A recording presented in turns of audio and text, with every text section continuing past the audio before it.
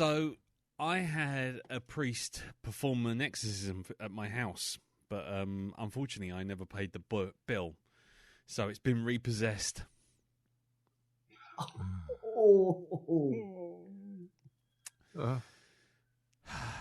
Anyway, hello everybody. Welcome to Black Dog.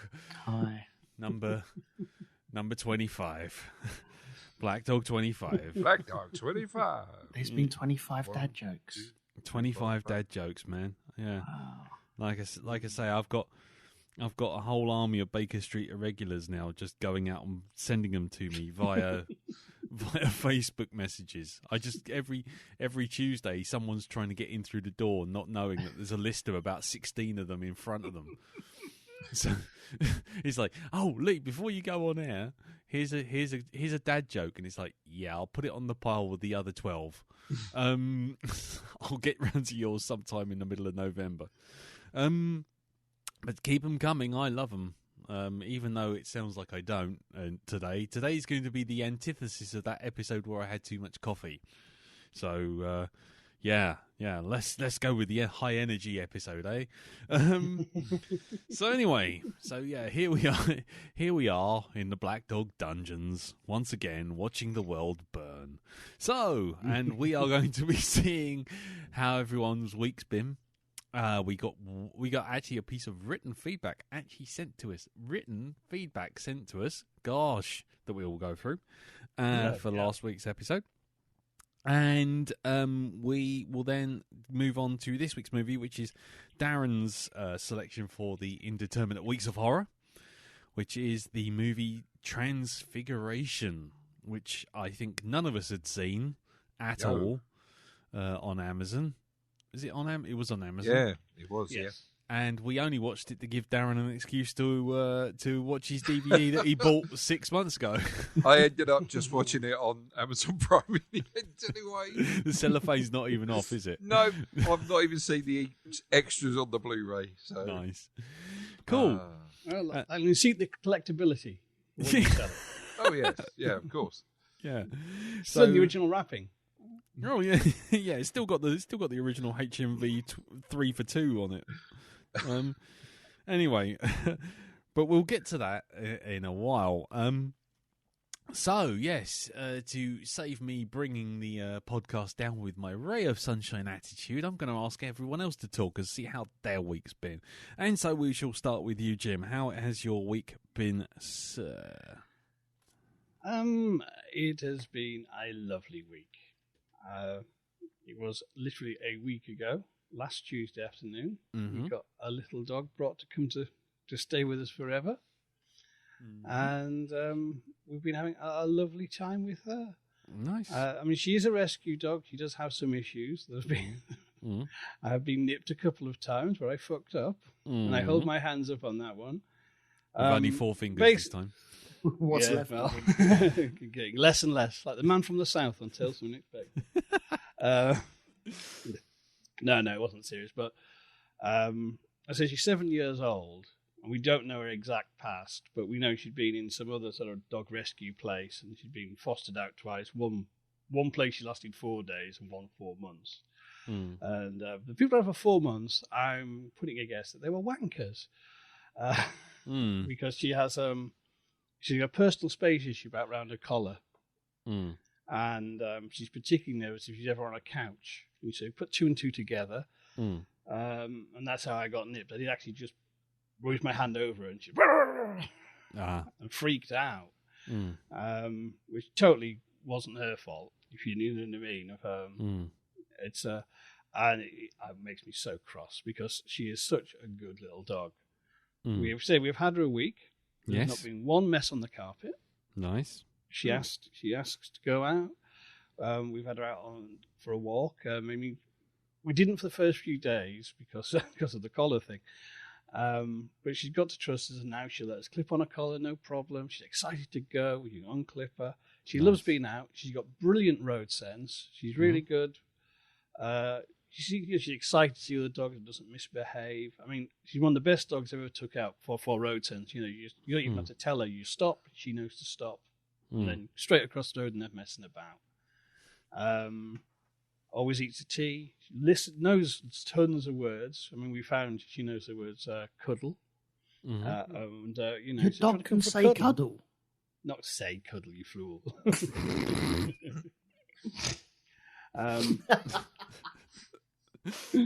This dog say sausages. Don't you know anything? Have you watched That's Life, for God's sakes? Sausages. No, we did. Because of the collar thing. The Dogs Trust, they actually put like a little tag onto a collar. So there's actually, where you clip the lead on, it's actually a few inches away from her neck. Right. Unfortunately, that started to fray and had this long, like cotton unraveling, which was annoying and pissing her off. At the same time, every time I went near enough just to snip it, she was getting, what are you doing? What are you doing? And there was only 2 days in. Yeah. I did actually, when she was asleep, manage to snip it. She didn't notice. But of course, because it started to unravel, a day later, same thing. It unraveled a bit more. So this long cotton. So we got in touch with the Dogs Trust, and we spoke to kind of a lady called Nikki, who's sort of been her trainer, and said, we don't know how to approach this, because it's pissing her off, because obviously, as it would, but at the same time, we're not confident of getting it off without freaking her out. And Nikki, being a wonderful lady, said, "Don't worry, I'll come and do it for you," because she took her to the vets and done all sorts of things that pissed her off and got away with it. And she. So she came round. She's brought us a new tag as well, one that won't unravel as well. And at first, Tallulah, "Oh please, it's Nikki. Hello, Nikki. Hello, Nikki." And then you saw it kind of go, "Oh no, she's going to take me back." And you could see it in the dog's face. I swear to God. But we got the collar changed, and then because we can trust her now, but back then, a few days in, we were still kind of a bit worried if we opened the door, she might just bolt out, So Teresa took Tallulah into the lounge and sort of shut the door, and I sort of saw Nikki out and shut the door. Then Teresa opened the door, and she dashed out to see where Nikki had gone. And I thought, oh God, what's going to happen here? And so that little dog, you could see in her face a penny dropped. Nikki's gone, and she's not took me back. I'm staying here. And she bounded back in the lounge. She bounced up to me and gave me her version of a cuddle. And she bounced up to Teresa as well. And she was running circles. She understood that she was staying with us. And it's kind of, that's so rewarding. Yay. And, so nice. And I've had lots of little moments like that, but I could go on probably for a good few hours like a new parent about how. But I'll just leave you with that one, because that is a lovely, that was a lovely, lovely moment. And it's kind of, and every day you can see a difference in her. She's more relaxed, her eyes are brighter, and she's tail waggier, and she's been exploring, and she's just so responsive. She's such a clever dog, and this is what annoys me, that someone has traumatized her, and they got a perfectly trained dog, which they just treated badly. If I ever find them, there'll be trouble.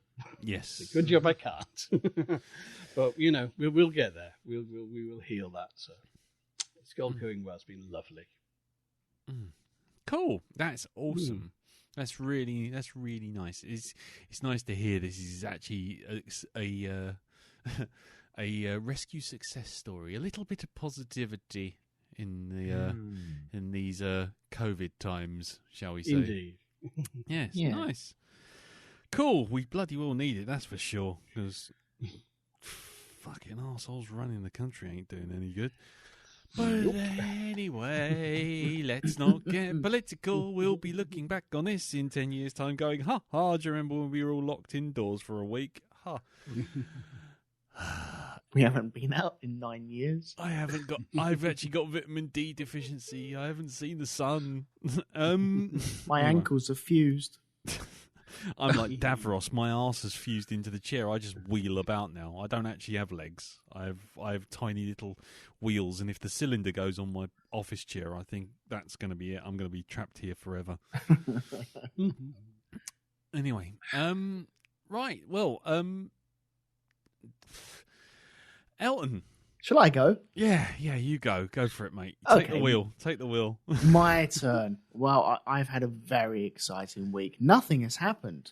I did go down to my mum's and sort some bits out down there. She got rid of my dad's shed now. That is completely gone, and it looks great. She's done all the painting and stuff like that. She's had like a concrete base put in, and she's now eyeing up what to put in place of it. And I think she's going to be going for like some sort of greenhouse. And so she wanted me to measure out where the greenhouse would go. So there was me with like the ruler and the and a big pencil, just drawing it on.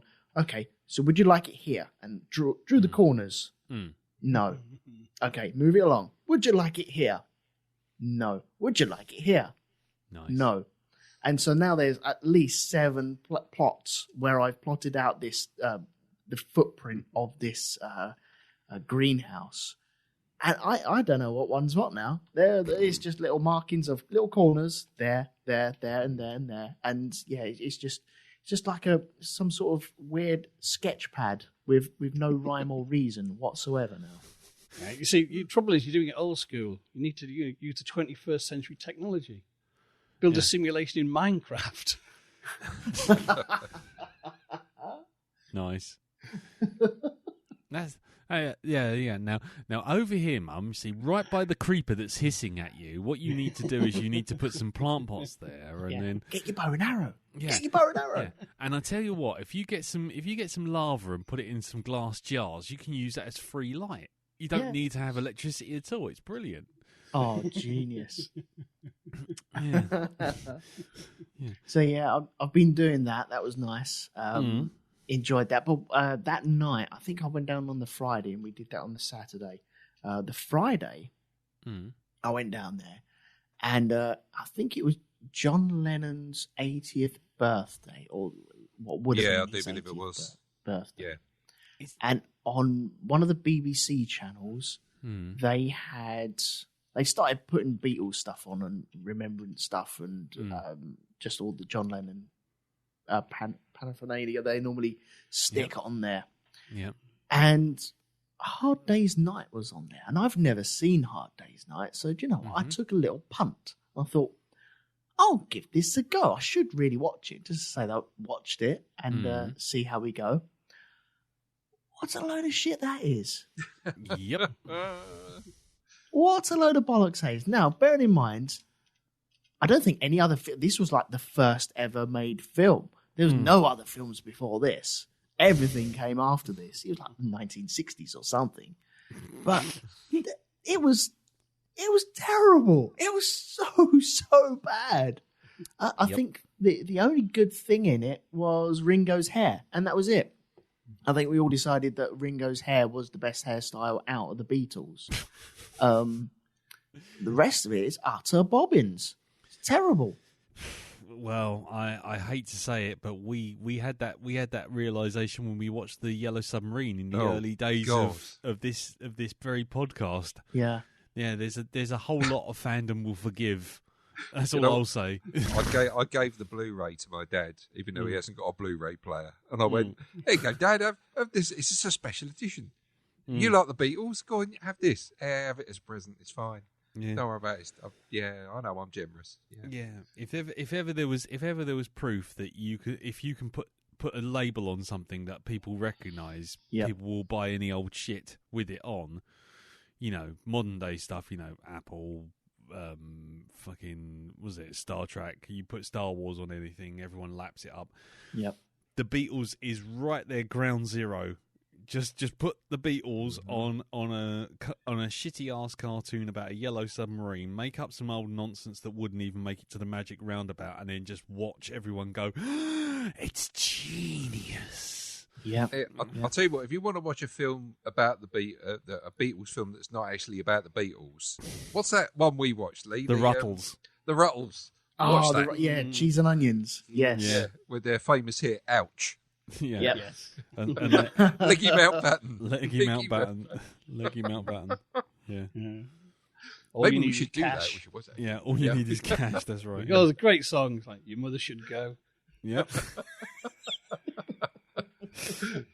Yep.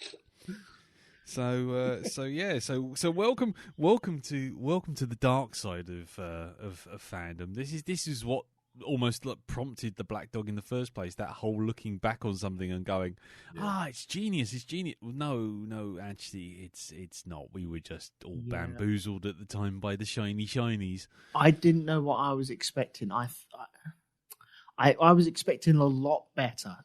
See me. Oh no, you can't. It's.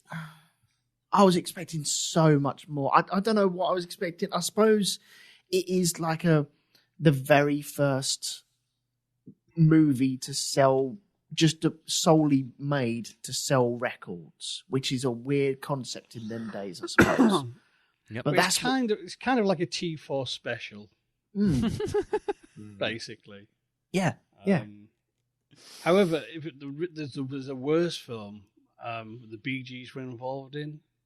Oh, God. That has old people just butchering Beatles songs with a mishmash of stock footage.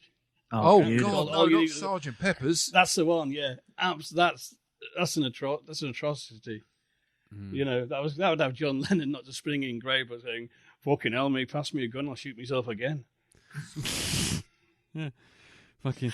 It's right up there with was it the Monkey's Head? Did you ever see that? Oh God, no, I haven't seen that. No. Fuck me. That's and difficult. I remember making it only 10 minutes in to give my regards to Broad Street as well. Broad Street? Oh, that's fucking meant. That's atrocious. Oh, yeah. and then you got Spice World. I mean, that's the ultimate point where you once you start off on Hard Day's Night and Help and all those films, and then you get to this point, you're like, you go, where's this going? Where's this horror train of fandom going? Oh, Spice World. Nice. Yeah. Roger Moore on a bus. Hey. Shit. What's his name on there? With Now and I. What's his name? Richard E. Grant. Yeah, Richard E. Grant. Yeah, he was on that, wasn't he? Yeah, and he was in the last Star Wars movie, which was his last film. Coincidence? I think not. So yeah, I don't think I'll be. I know there's other Beatle movies, and judging by this very disappointing outing this time round, I don't think I'll be diving into their back catalogue. Screw them losers. Yeah. I'm out. I'm sure we'll get letters after this. Yeah. I'm sure we will. There'll be people going, "You don't like the Beatles? What kind?" No, it's not that we don't like the Beatles. We just don't like the Beatles films. In fact, don't show these though to Noel and Liam Gallagher, right? Because if you do, they'll realise how bad it was, and then it's like, oh, what am I going to base my musical stylings on now? Exactly. Yeah. Whatever came out after the Beatles, they'll just rip that off. Oh, never mind. Rings. Yeah. Sorry, Elton. Carry on. No, that was the highlight of my week, I'm afraid. Okay. I'm trying to think what else. Oh no, I was out a couple of days just prepping for Amanda's birthday, which is tomorrow. Okay. So I have all the presents ready. So as soon as we finish recording, I'm jumping straight off to sort them all out and line them up nicely for her to see in the morning, and then wait until the afternoon to actually open. Have you wrapped them? Yeah, they're all wrapped, all ready to go. They're not in gift bags with just tissue shoved on top of them then? No? No. Is that what you do? Well, I wrap them. Oh, bollocks to you. No, I do. The tradition is always the Forbidden Planet bag. Well, yeah, that is. Sellotapes closed. There you go. That's it. As if that's a form of wrapping. Sellotape? Oh, that's luxury. It's just folded over the top. That's all it is. Yeah, you just wrap it around the box that it's got inside it. Just like a Greg's sausage roll. You know? Yeah, that's exactly it. Have you not been to a birthday event with anyone to do with the Black Dog at all? Where you always see someone come in with a Forbidden Planet bag and about 4 things, all just shoved in it. There, Governor. I didn't buy it there, honest governor, as they take the receipt out of the bag and then fold it over in the house. I've seen that many, many times. Yeah, don't worry about that. Exactly. It's quite amusing because if you time it right, you can actually go into the Forbidden Planet and see everyone you're about to meet by surprise down the pub. You say, I know this looks like the box that it actually sits in on the shelf in the shop, but it's not. It's me creatively wrapping. Yeah, there's there's usually a tear mark where someone's hastily removed the price sticker as well. Mm. Well, you got to remember, well, it's better than most of the general populace. So many a wife has got a faded, greying, wilting bouquet of flowers, some charcoal briquettes, and the torn remains for shell garages receipt. Yeah. Ah, Well, actually, Amanda, if you're listening to this, we've got some confessions to make. You've given the game away, Jim. I hope you like chamois leathers. Yeah. A giant Toblerone, a novelty pencil. Yep. stop it now! Honestly, I'm gonna have to throw everything out otherwise. If you say Scotch tape in a minute.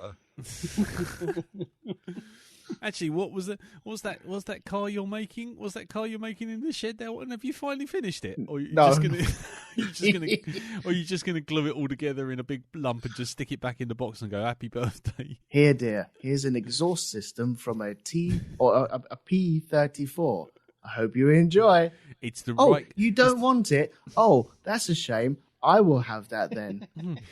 Look at the colour of this blue paint. What do you mean it's already been opened? Look at the colour of it. It's gorgeous. Don't you want to drink it? I want to drink it.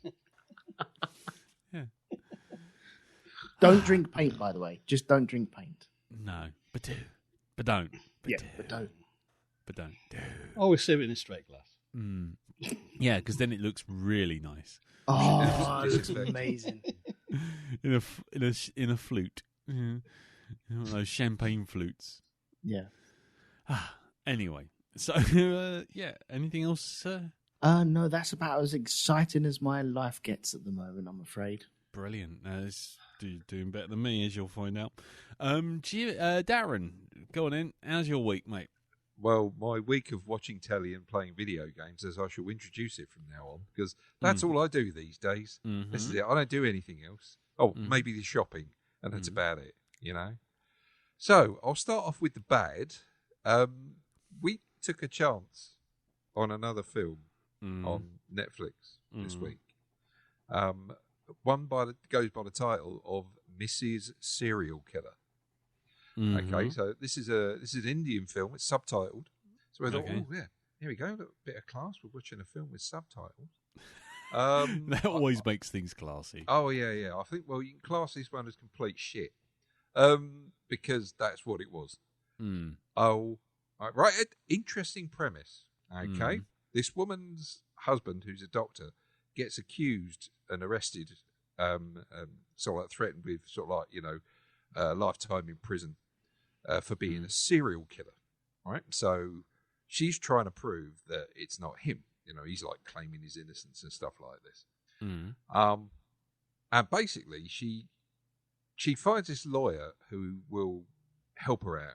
Right, the only one that will, who used to be a patient of her husband.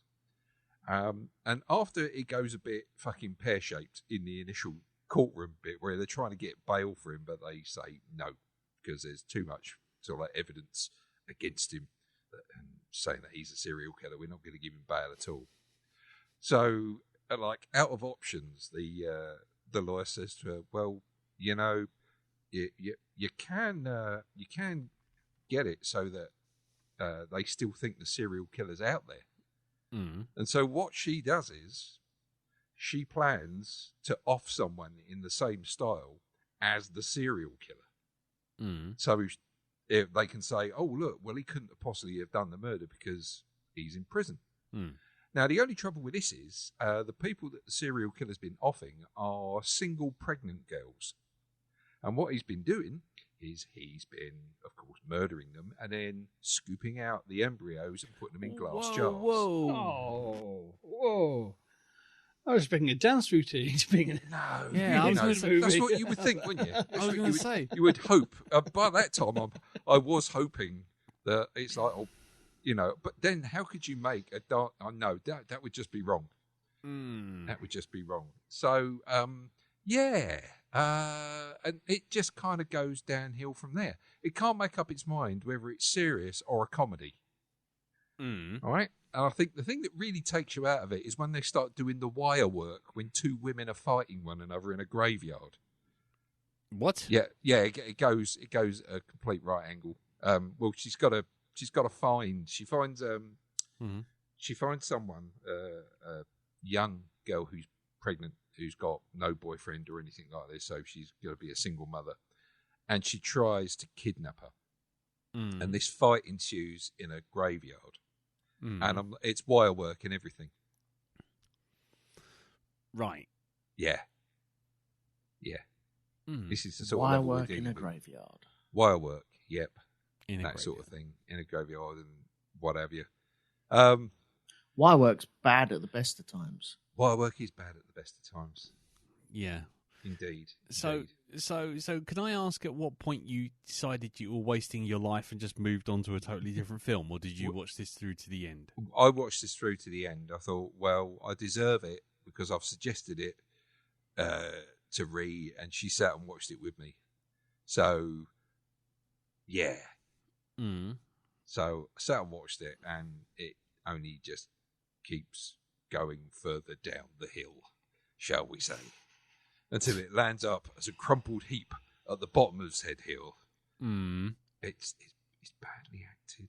It's just the it doesn't know what it wants to be. Yeah. I mean, this could have been a really good film. You know, Mm. had someone actually written a really good film around that story, but no. This could be a really good film if someone wrote a really good film. Yeah, this is Wow. it, you know, it's like it's a game of two halves. Yeah. I could be a billionaire if I had billions of dollars. Exactly. You know, that would have been a goal had it got in. Yeah. I don't know what else to say. It's dog shit. It's shit. Yeah. It's really shit. And there was not even a dance routine anywhere. There was no dance routines or anything in it. It wasn't anything like that. No one looking like a tree screwing in a light bulb.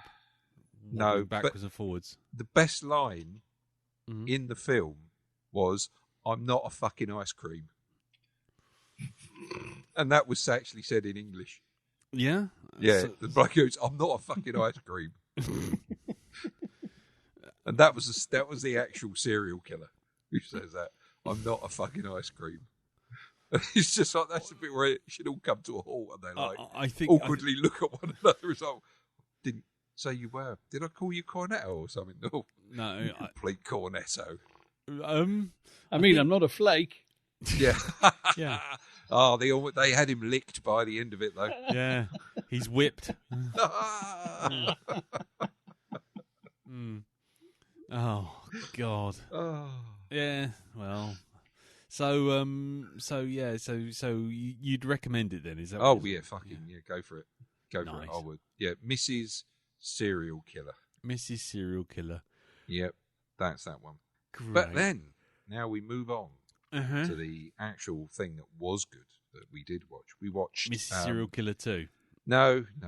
But we did watch a season 2 Mhm. of something on Netflix. They've got season 2 of Criminal UK, which was the if you watched it the last season, it's basically four episodes of and it all takes place within the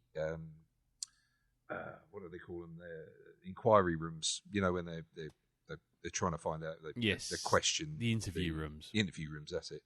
That's where it's set. That's all it takes place in, and the office next door to it as well, while they're watching people through like the two-way mirror. Mm. Again, absolutely brilliant. Yeah. I really, really good, really well acted, and it's quite a brave show as well because it kind of goes to some places where you think something's going to be a bit cliche. It kind of flips the script on it, and it doesn't go the way you think it's going to go. Right. So I can't say much else about it really, but it's got fine casting. It's even got the guy who played Jon Snow. Oh, what's his name in Game of Thrones? Kit Harington. Kit Harington. I That's know it. nothing. No, it's really good to see him in it because he plays. He's not playing to type at all. He plays a really kind of headstrong, quite an arrogant individual in this. Like a guy, I think he owns an advertising agency, who gets pulled in, and he's accused of raping a co-worker. God almighty, mate, what is it with your viewing this week? No, it's honestly. You need man, some it's cartoons in your life. I do need some cartoons in my life. Seriously, is it just like you put in like rape, mutilation, murder, baby eating? No. You just put that straight into a fucking search engine. No. This is just Incognito first. No, wow. This is just how it goes, man. This is just how it goes. Yeah. So yeah, that one I do highly recommend. If you can catch any of the others as well, because it's quite an international show, because they do Criminal Germany and also Criminal France as well. And from what I've seen of those, I've not actually extensively watched the rest of them, but they seem to be equally as well acted and put together. Cool. So yeah, very, very good indeed. Very good. Cool. And then one other thing I saw was I started watching Titans season 2. Titan? DC's Titans. Oh. Yeah, I watched season 1 a while ago. Really enjoyed that, and I think it's just as good in this season. So much so that I was up until something like 3 a.m. catching a few more episodes because I couldn't. It was like, no, I can't end it here. I've got to watch the next Just one. one more. Just one more. Are you sure that's not just an actual reaction to after watching all the others? You only see people being beaten up. Oh, this is quite light-hearted. I like this. Yeah, because Deathstroke's a real light-hearted character. Well, he is compared to the rest of the stuff you've been watching. Yeah. I mean, this is There's quite. no people unloading dead babies with pitchforks. Is there?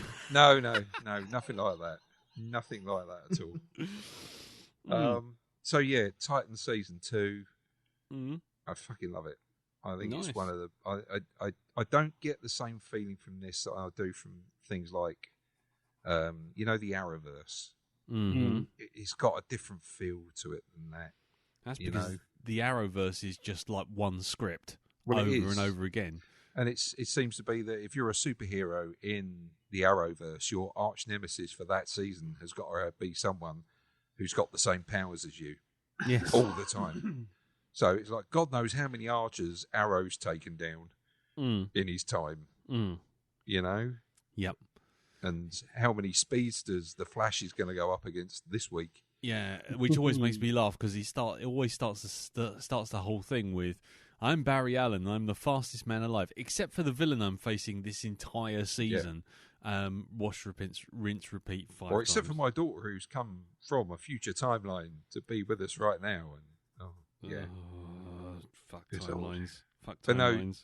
this one, I've got to say, I really enjoyed it. Cool.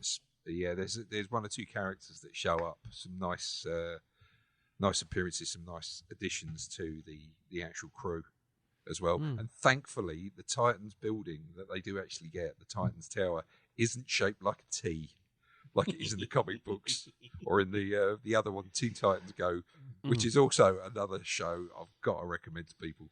It's great. That Teen Titans Go, not taking itself seriously at all. Yeah, see the film.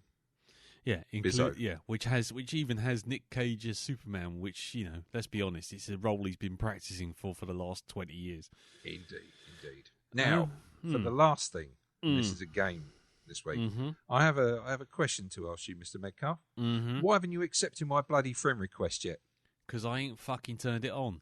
Oh, right, okay, that's fine. Okay, what I am talking about, of course, is Star Wars Squadrons, which is the new game that's come out, which is, as Lee pointed out last week, which is basically X-Wing or TIE Fighter, the game. Remastered. Enjoying it, but I don't know what it is about the control system. It just, I can't, no matter what I do with it, how I configure it, I just can't get comfortable with it. And yet it's no different from any other game.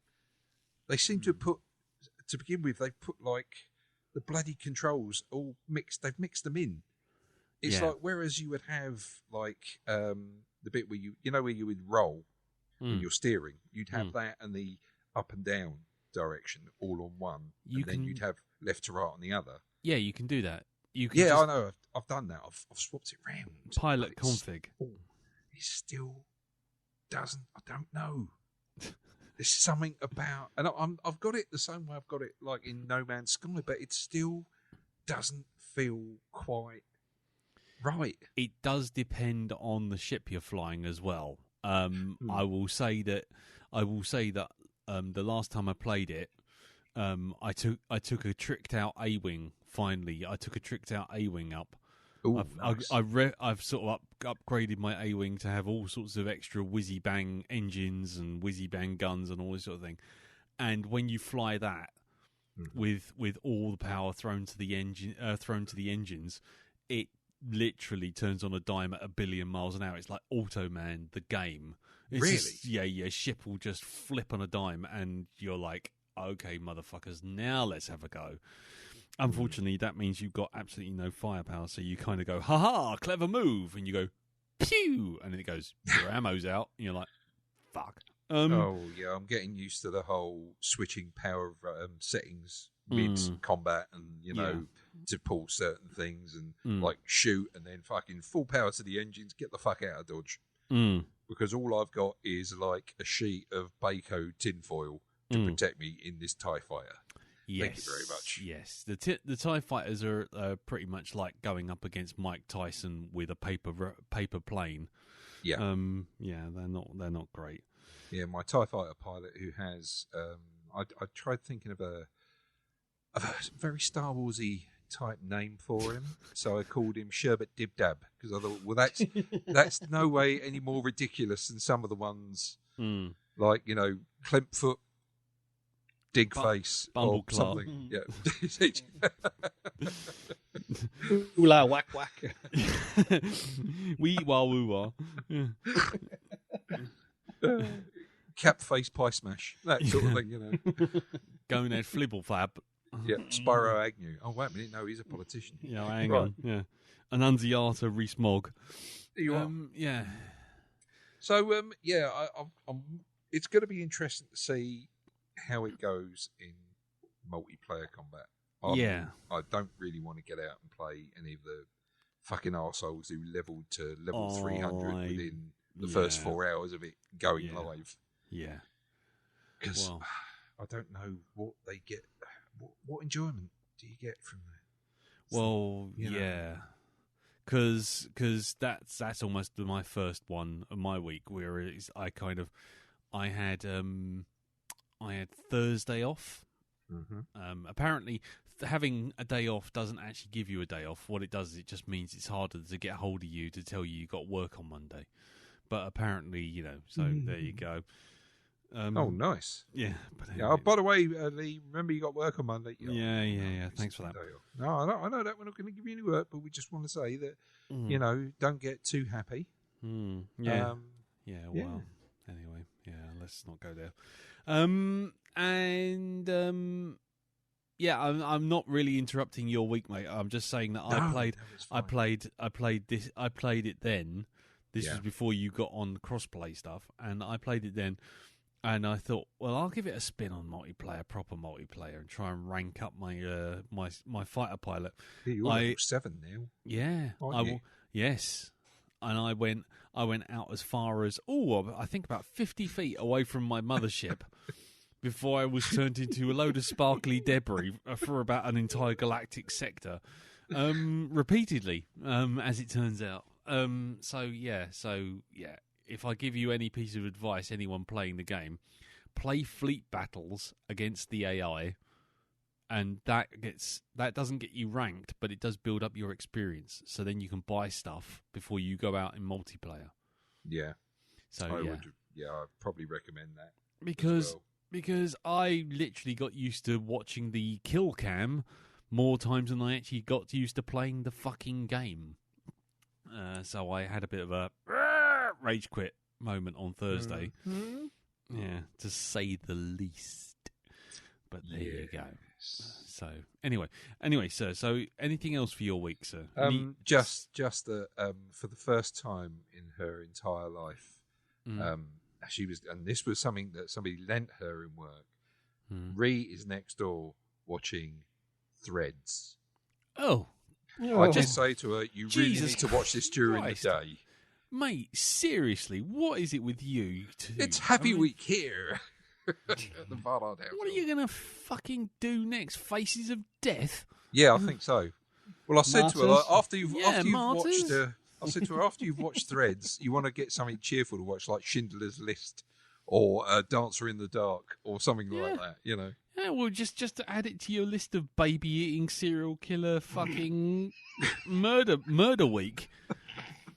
I mean, what else? Fucking Threads as well. Jesus Christ, man! What's next? You're gonna just have an endless stream of videos of just cows being bolted in the head from an abattoir. I did warn The her. fuck? I did warn her. Yeah, She'd probably come out and say, that was nothing. yeah. Well, probably not after what you've been fucking watching. What's next? You're just gonna sort of and today on the abortion channel. What the fucking hell are you watching? What is wrong with you? Jesus. Yeah, it's not been. No. It's not been a happy week here. I was going to say, are you stress testing your mental ability or something? Well, yeah. Where'd you go from this, though? Where do I go from this? Yeah, what happens after Threads? DIY disasters around Fred West's house. No, it gets even worse than that. It's 3 seasons of Mrs. Brown's Boys. No. I'll tell you what. Absolute Don't- monster.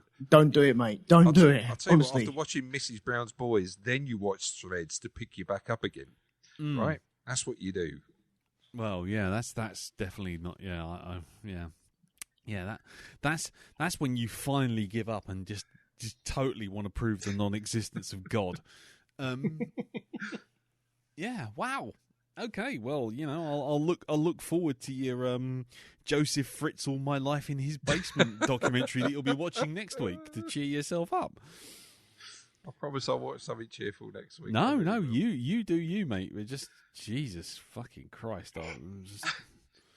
What are you gonna do? Go down the park and just kick a child into a fucking pond or something? I'll tell you what. It's got so Feed dark. firecrackers to ducks. Yeah. It's got so dark here that it's actually gone light again. That's how it's gone full circle. You've gone full circle. Dark is night, night is dark. Yeah. You watched The Dark Knight and There thought were you were 4 watching lights. Moon Knight. What the?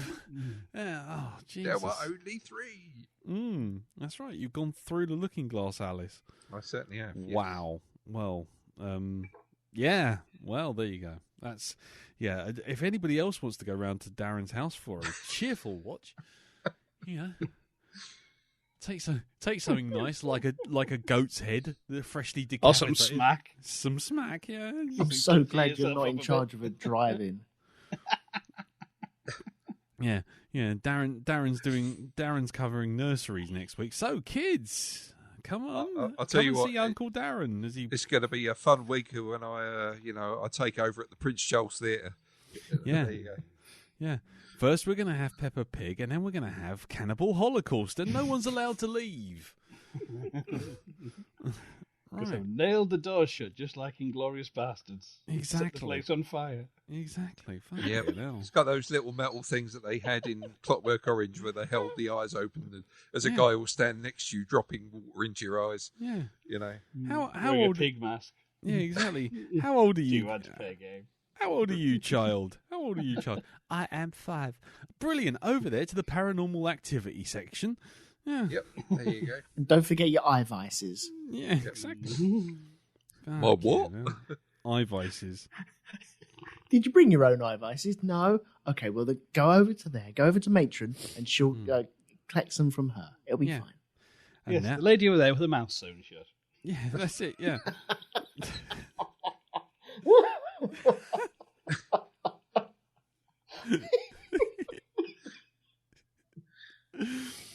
Wow. Well, Dow, carry on the cheerful watching. We'll look forward to your realistic shark attack documentaries that you'll be watching Yeah. for good measure. Yeah, I next wish week you I'll well be- with your pitch for the cable TV channel, The Bluebird of Happiness. Yeah, exactly. coming to you live from an electric chair. Right, there you go. Right, well, I ain't got much to follow up on that, to be honest. Well, actually, yeah, I've got one thing less cheerful. Because firstly, the cheerful stuff. In the late to the party section of the podcast, the family and I have started watching House. Oh right, okay. You Laurie, yeah. All of the seasons have turned up on Amazon Prime, and we were of like, oh right, we've never seen this, and the girls sort of have been on a bit of a Sherlock Holmes kick recently, and I mentioned that that it's got a sort of like Holmesian kind of thing where the villain is the virus kind of thing, and yeah, we've been watching that. I've never watched it before, so yeah, we're kind of blazing through that, about 3 episodes a night, I think. So yeah, I'm quite enjoying it, and not normally in for medical dramas because they all tend to be the much of a muchness, but this is quite cool. Yeah. But it is quite funny because there's always one section where the CGI man gets to go batshit crazy with some anatomy, and it goes, and suddenly it goes, oh, I'm just going to inject you with this acid, and then all of a sudden you go down into the syringe, into the bloodstream, go round, you watch some bit of your limb sort of wither and die in real time, and you're sort of like, wah! So there's always at least one of those in every episode. So that's good. You should like that bit. There's probably a fucking compilation. Autopsy? Yeah, compilation of just the autopsy scenes from fucking House. If you want to go for that, down the gravest hits. Yeah, exactly. Yeah. X-Wing, obviously, I just mentioned. Rage quit the fuck out of that. So I will be back on it soon, but I just need to take some time out and not play multiplayer. Yeah. So in a desperate bid to sort of do something slightly more sedate, I went back to a world building game called Surviving Mars, which I absolutely love. But it's one of these horrible sort of absolutely on a knife edge all the time world building games. So you could be playing it and take like 8 hours to do like 3 moves. And then you make one mistake and everything goes wrong. It's like, oh, look at my lovely people. They're all running around these little domes. Everyone's happy. And I've got them a nice medical unit, which is well stocked. And there's food. And we got electricity. And everything's lovely. And then you go, there's a rumor of a sort of a temperature drop as Mars moves away from the sun a little bit on its high end of elliptical, and you're kind of like, yeah, fuck it. And then all of a sudden Mars drops by like 70 degrees surface temperature, and everyone freezes to death. And you go, right, okay, so I've just killed everyone on board the entire place, and that's 3 hours of my life up the wazoo. So great. I'll just wipe out all the remains of all the dead bodies and build a nice underfloor heater and start again, shall we? Yay! So yeah, if you like SimCity but with a lot more peril and a lot and that takes sort of like forever to play, but makes you stressed every step of the way because you know that you're going to make one fuck up and everyone's going to die. Yeah, Surviving Mars is for you. But that's not even the most miserable thing I did this week. The most miserable thing I did this week was I went on a podcast. Tragic, man, tragic. It was. This was because I was invited as the end of level boss, so to speak, for the end of season for Pete Organ's sort of COVID era between Star Trek seasons a podcast called What Does God Want with a Starship, in which he, along with various guests, over the course of 13 or 14 weeks, so he's watched this thing 13 or 14 times, watches and does a watch-along in real time with Star Trek V, The Final Frontier. Christ. Quite possibly one of the worst Star Trek things ever to exist. And I include fucking that awful bloody cartoon with the screechy woman in it that goes, hello, I'm so funny at work, ha, Lower Decks or whatever the fuck it's called. Yeah, so I sat there watching along with Pete this terrible, terrible movie while he tried to convince me for an hour and 40 minutes that what I was watching was a work of unalloyed genius. Whereas I just pointed out everything that was wrong with it for an hour and 45 minutes. And I mean, for a start, they missed a brilliant bit of product placement. Which was? They just called Spock's dad Reebok. Yeah. They were so close. A couple of letters, damn it. Yeah, that's it. Yeah, just do it with him and his wife. Anyway, so I feel mentally insulted by that film. Every time I watched it, and I haven't watched it. Last time I watched it was a decade ago, and it was for this fucking podcast here, this one. And I got so angry that I threw the CD under a bus and in the box under a Juicens lorry. So I didn't actually, and I thought I had a Blu-ray DVD from a box set of the films. So I thought, oh well, that'll be okay. I can cathartically throw it into the street. Turns out I had already beat myself to it. And done that yonks ago on this Blu-ray box set. Yeah, so I opened up the Blu-ray box set that I thought I hadn't opened up at all, and Star Trek V was missing. And You were like, oh my god, it's escaped. It's somewhere loose in the house. Exactly. It's like the Zuni doll in Tales Trilogy of Terror. Oh god, yeah, exactly. Yeah, it's kind of looking around the corner in the kitchen somewhere, scuttling between cupboards. So the most miserable thing of all was to take part in this podcast was to go onto Amazon and rent the fucking film for £3. You paid for it? Yeah, I paid for it, all right, in more ways than one. Man, So crazy.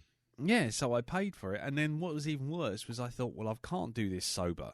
So I went looking through the booze cupboard, and the only thing I had as booze was a bottle of Cointreau and some orange juice. So, so we polished off, I polished off a bottle of Cointreau and some fresh orange. Fucking hell. Yeah, well, what are you, 5 a day? Yeah, well, exactly. I thought I've done quite well here. I got some vitamin C out of it. So, yeah, if you want to hear my slow mental breakdown at the massive injustice that was going on there, then head on over to broadcast.libsyn.com and look for What Does God Want with a Starship. Oh, but obviously the only way you can enjoy it is you will have to have a copy of Star Trek V to watch along with. So you can and a bottle of Cointreau. And a bottle of Cointreau. Cointreau?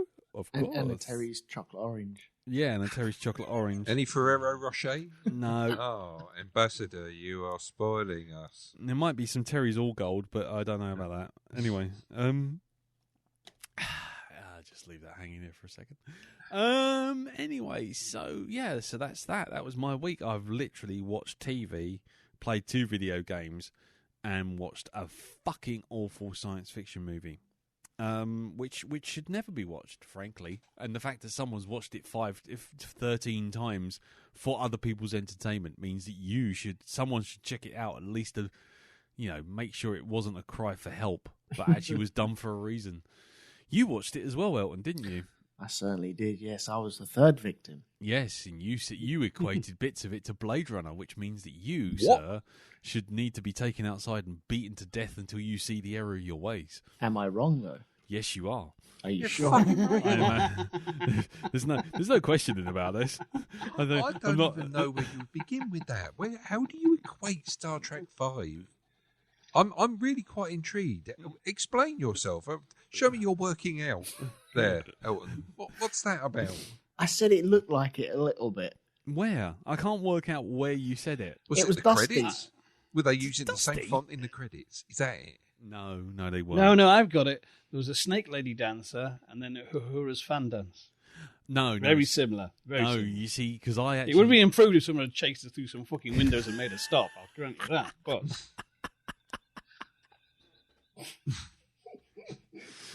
Well, I was going to say, if you see that fan dance I watched it this time in super crikey high res Blu-ray division resolution, and I can tell you one thing. Nichelle Nichols, good on her for trying it at her age, but man alive, when you can see things at high contrast, oh Jesus, you don't want to be seeing things at high contrast.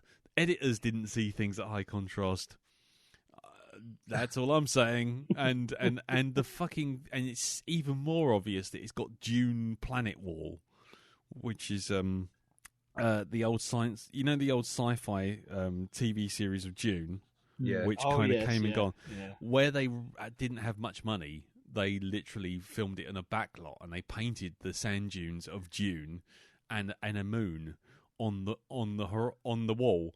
But the problem was that as soon as the camera got too close, the perspective made the moon turn into an egg because the circle became an oval from the angle they were filming at.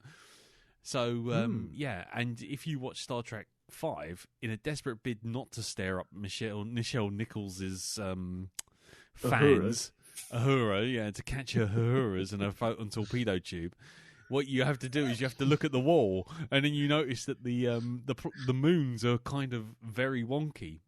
And the one on the wall at the back as well. The moons? That's a rather unfortunate turn of phrase. Yes. Nichelle Nichols' moons were wonky. Her communicator was visible. Yes, exactly. Yes, you could definitely see the shuttle bay. But enough about that. Anyway, and right now I can guarantee someone's stopping this and going off to just get the Blu-ray version of this fucking film just to see that bit. I can guarantee you, I lay money on it. Well, of course, it's funny you should mention Dune in conjunction with Star Trek because, as you know, Patrick Stewart played Gurney Halleck in the film Dune. Whereas I was gurning watching this and Dune, funny enough. Anyway, so that was my week. So that's that.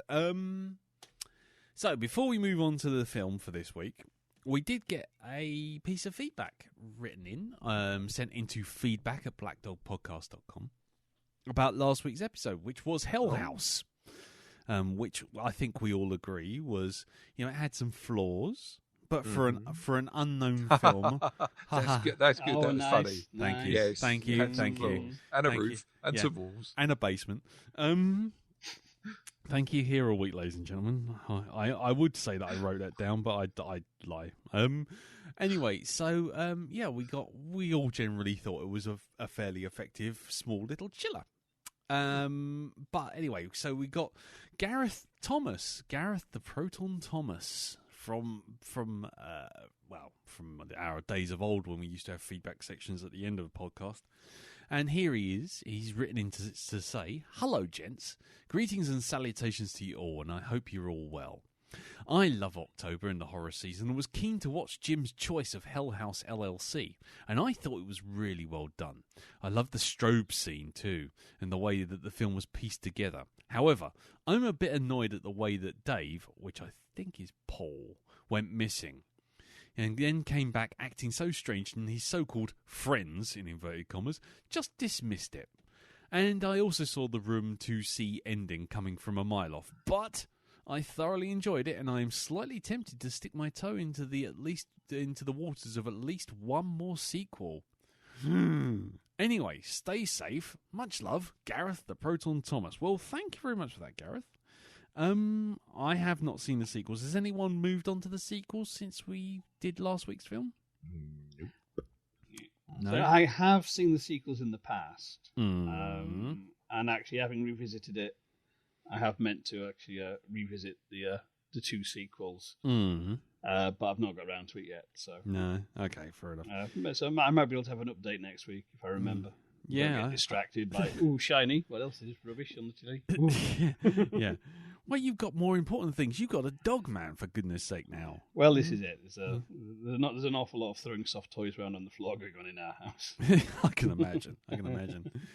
Elton, I noticed you changed your banner on your Facebook profile to something a bit more Black Dog appropriate for the season. Oh yes, Yeah. yes. Once again, yes. Did you feel tempted to go off to the sequels? No, No, I'm quite happy where I am. Thank you very much. Okay.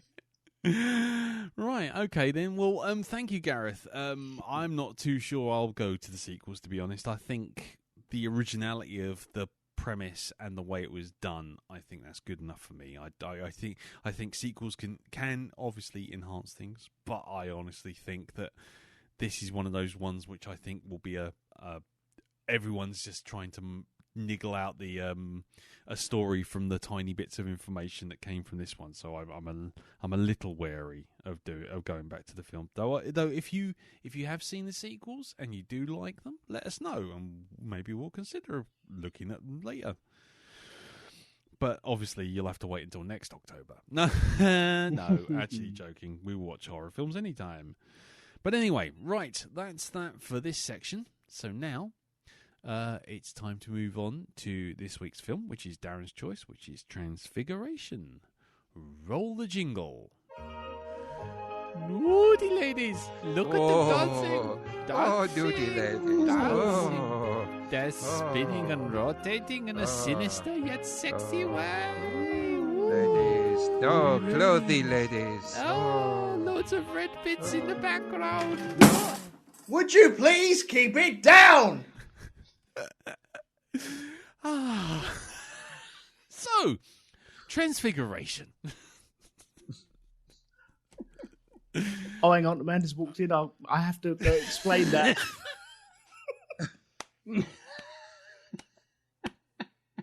Why is all that cutlery on the floor? What have you done? I won't be moved. No, it's all right. You carry on. Let's carry on. Ladies and gentlemen, here we go. I'm not gonna edit this shit out. I'm really not. I'm just gonna carry on. I'm not in an editing kind of mood. This is going to be a 28-hour podcast. We do this thing, this Tales of the Unexpected theme tune. In case you didn't know, if any of you are under the age of 30, in British TV there used to be a little portmanteau TV show called Tales of the Unexpected, and if you look that up, someone who looked vaguely like Joanna Lumley in negative, from the sort of 1970s New Avengers era, would dance in front of some flames.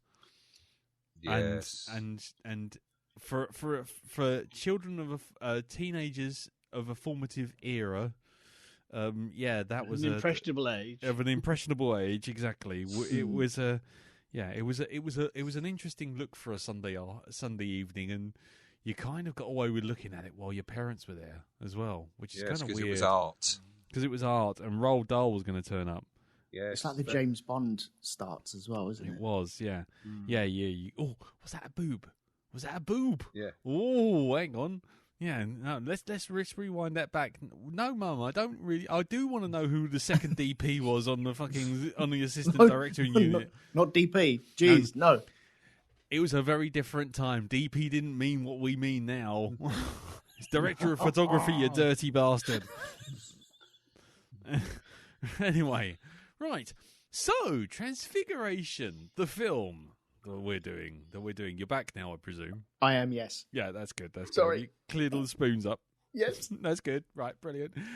It was a film directed by Michael O'Shea, and starring. Who is it starring? It doesn't actually. There is actually. Oh yeah, Eric Ruffin. I was going to say there's no credits on this fucking Wikipedia. Starring Eric Ruffin, and it was released in Cannes on May the 14th, 2016. I thought you meant it was a tinned film for a minute. It was released with a little ring pull in the top. And that's it. It stars Eric Ruffin as Milo, Chloe Levine as Sophie, and Aaron Clifton Moten as Lewis. That's the entire complete 100% Wikipedia. There is no budgets. There's no nothing. So, yeah. Right. There you go. So, I guess we were, as we said before, none of us have seen this movie before. So, just before we get into the actual discussion about it, top level, what do you think about it? One line. We'll let Darren go first, since it was his film and he picked it. Mm-hmm. So, and you also didn't have a clue. If you'd seen it, we might have gone round the other way. But yeah, go on in, exactly. Mate. Go on, mate. What did you quickly think of it? I actually thought it was all right. Mm-hmm. Yeah, I was intrigued. I was intrigued to see where it was going to go with this, and as someone on the Facebook, I think it was Martin Thompson, asked, yeah, I did expect him to get up at the end. I was thought it's drawing this out. It's drawing this out. So yeah, okay. I enjoyed it. Cool. And what about you, Jim? What did you think of it? I thought it was an interesting movie, but I have actually seen it before. Martin. Yes. That's exactly what I saw it as George Romero's Martin, unfortunately. Yeah, he did actually mention that film in it as well. I literally had that written down as the only note from this film. Elton, what do you think? I enjoyed it. Mm-hmm. I was expecting something a little more vampire-ish, but I'm quite happy with what I got. I enjoyed it. Okay. And for me, just to follow on from what Jim said, I've seen this before. I've seen Martin, George Romero's Martin. Otherwise, I would say I'd probably want to, if I hadn't, I'd probably want to sort of write to the trading standards officer for misrepresentation of goods, because I was promised a vampire movie or a movie based around vampires. What I got was someone just wandering around town being bleak and occasionally mentioning vampires in a sort of really jam it into the conversation kind of way. Yeah, so that's our general things. I mean, let's get into the chat then. I mean, how did we feel about it not being a vampire movie? I mean, because obviously it's sold quite heavily. I mean, I looked at the trailer afterwards, and it sold quite heavily on. It really lent into the vampire thing in the trailer and the posters and the promotional material. And the film, for those of you who haven't watched it, and by the way, spoilers from here on in, but the film is really about a kid dealing with grim inner city life and basically being a psychopath who's disturbed because of events with his family, which we won't get into here, just in case anyone's decided to go over the spoiler warning by a few seconds. I mean, how did we feel about it? I mean, how do we feel about it not actually being a vampire film? Well, I didn't mind it as much, really. Yeah. Because it's one of those things, it's kind of... My big thing with this is kind of... I was just had my fingers crossed of don't do what I consider to be the horror genre equivalent of the most boring thing you can say when playing Monopoly. Now that is the most boring thing you can say, and when you think you're being clever when playing Monopoly, is you go, "Hey, wouldn't it be amazing if all this money were real?" Now, in the horror genre, every now and again, people come along and they think, "Oh, I'll make a horror movie," but I don't really like that horror shit. I'm going to show how clever I am, and they do a horror movie and go, "Hey, you know what? These people are the real monsters, eh?" And it's kind of, yeah. If you've read Frankenstein, you'd realise the monster in that book isn't the monster Dr. Frankenstein makes. It's Dr. Frankenstein, because he rejects the creature he's made and makes it psychopathic and maladjusted and makes it a monster because he's a callous, indifferent bastard. That's from day one, horror genre. People are the monsters, not the monsters are the monsters. So, do your homework. Thankfully, this didn't go that route. And it was kind of, as a study of, I don't know, a disturbed mind. I kind of got the feeling, this is where it's going with that, and I'll go with that, because there's lots of good films that do take that real kind of journey into the psyche approach, and it's perfectly valid. And as a horror fan, I enjoy. I mean, the great granddaddy of them is like Polanski's Repulsion, and there's lots of films like that where the story is the horror comes from it's the horror of madness basically, and that's just as valid as the horror of vampires. You want to mix them together in a realistic fashion, go for your life, matey. Okay, Darren, you were going to step in and say something now. Yeah, sorry. I've been listening to Jim. I've completely forgot what I was going to say there. Sorry, dude. That's all right, mate. He's obviously got a voice that's hypnotic as Dracula. Yes, look into my eyes, not around my eyes. You will pay for the salmon mousse. You will pay for the salmon mousse, but you will not buy the champagne. Oh, man, I'll tell you what. It must be great when you owe people money, Jim, and they come up and ask you for it, and you just start talking at them, and they just kind of forget. I've got to fucking learn that trick. I really have. So, yeah, what did we think of it? I thought it was an interesting, as Jim's pointed out, it's an interesting sort of look at how one event can affect someone so extremely.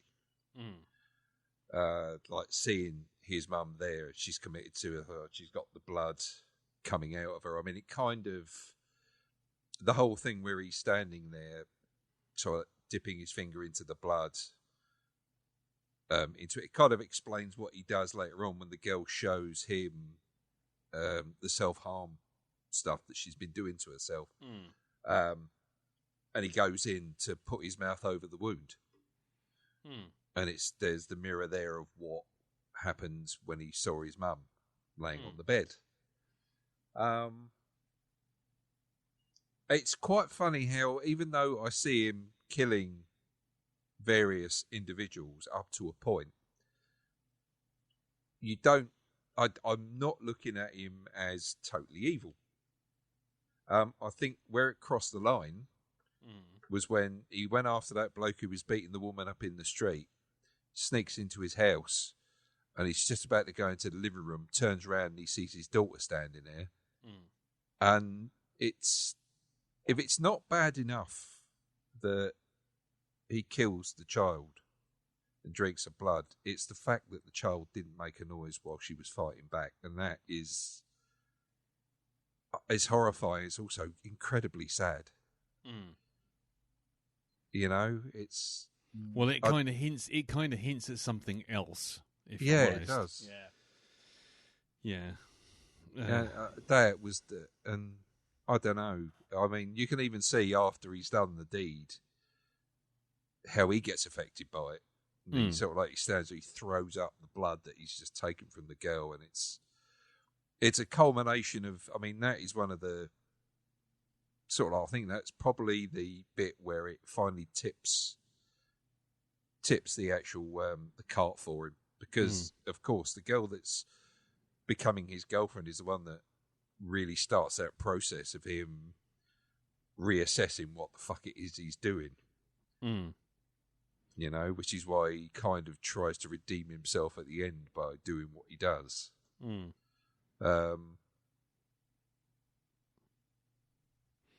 There's lots of powerful little moments. There's the tension as well. I know the kid himself isn't that expressive, but I don't know if anybody else saw it, but it had the same effect on them. But there were bits, very small sort of like sections where you're sat there thinking, is he going to attack this person or not? There's that bit where he's in the toilet and he's taking a piss up in the urinal, and the bloke stands next to him and he's just stood there staring at him. And it's like, is this bloke for it? And that was, you could feel the tension. I suppose it's, doff the cap to the guy that played Milo, that without really doing very much, he was able to put that across, make me feel like that. Yeah. I mean, Elton, what about you? What about yourself, sir? I mean, you've heard all these bits here. I mean, did you feel that way? I mean, what do you think of it? I quite liked its take. I'm still. I have to ask the question because I was thinking this all the way through. Mm. Is he an actual vampire or is he just a kid who's just really obsessed with the vampire lore? He's just a kid who's obsessed. At least that's how I read it, anyway. He's been disturbed and he's just taken that on, and that's why he's throwing up all the blood, etc. But he wants to live that kind of life, doesn't he? Mm. He identifies with that. Yeah. I don't know if it's got anything deeper, like, being one of the living dead. Maybe that's how he feels once his mother died. Maybe he just feels as though he died of that inside. That's it. Or he's just this kind of, this undead individual walking the earth now. Yeah, he just walks around and he wanders into rooms and places and train stations and trains, and nobody takes a blind bit of notice of him, and I think it's a very sad movie from that perspective, where you watch a child walking around, and he does. I'm not too sure how old he's meant to be, but he comes across as like a early teen, just walking around, no interaction from anyone else, hiding in the shadows from other people.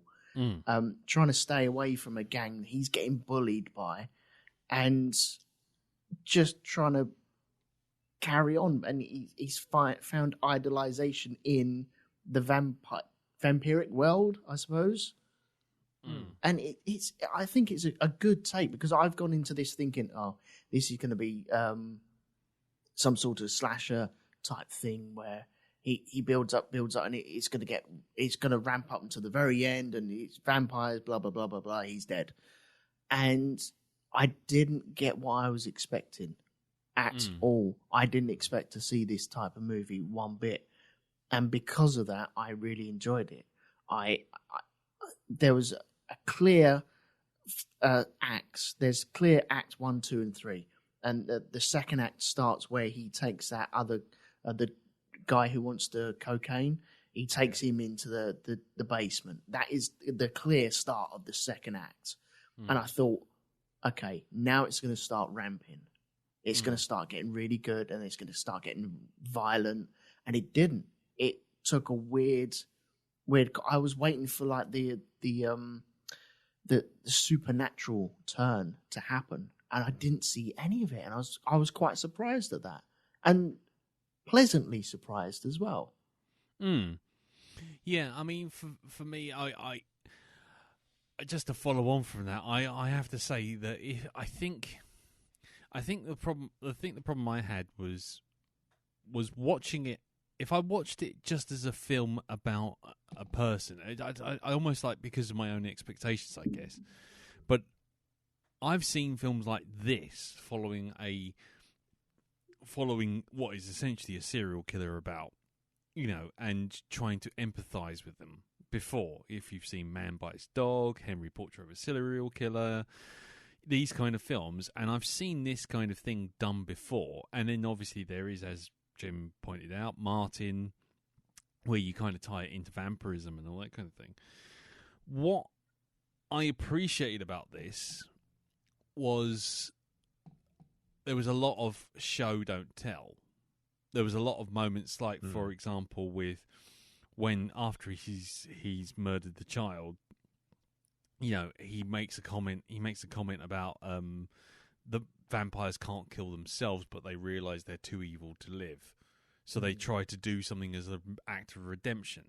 So but that's dropped in as a part of the clunky vampire conversations. So it almost blindsides you, because you're so used to him. It's just, here's a picture. It was almost like Pet Shop Boys video front covers. Just the two of them just sitting there at random positions, and then all of a sudden she'll just go, so, vampires, and he'll just be like, blah, blah, blah, blah, blah, and he'll just go off on one, and it's the only way she can get him to engage with him. Yep. And so eventually you get so numb to that conversation that when the actual plotline drops of vampires don't kill themselves, they find a way to get themselves killed because they realise they're too evil to live. And then after he's grassed up the gang, he knows what's coming because he starts drawing suns. He starts drawing suns in his book, which is, obviously the way a vampire is destroyed in most literature and films and all that kind of thing. So it was kind of like symbolically he's finished his vampire storyline, so to speak. So that side of the thing I kind of appreciate, because it wasn't spoon feeding everything to you, which I thought was very clever.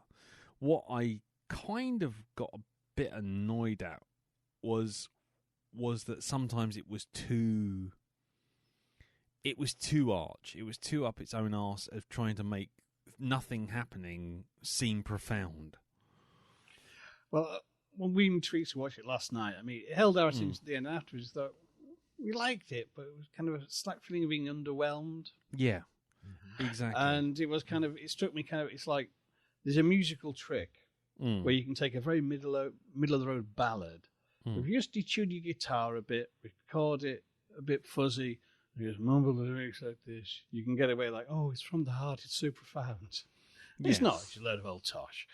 And this film was a bit guilty of doing that, just doing sort of the mumble. Indie films do it as well, just mumblecore.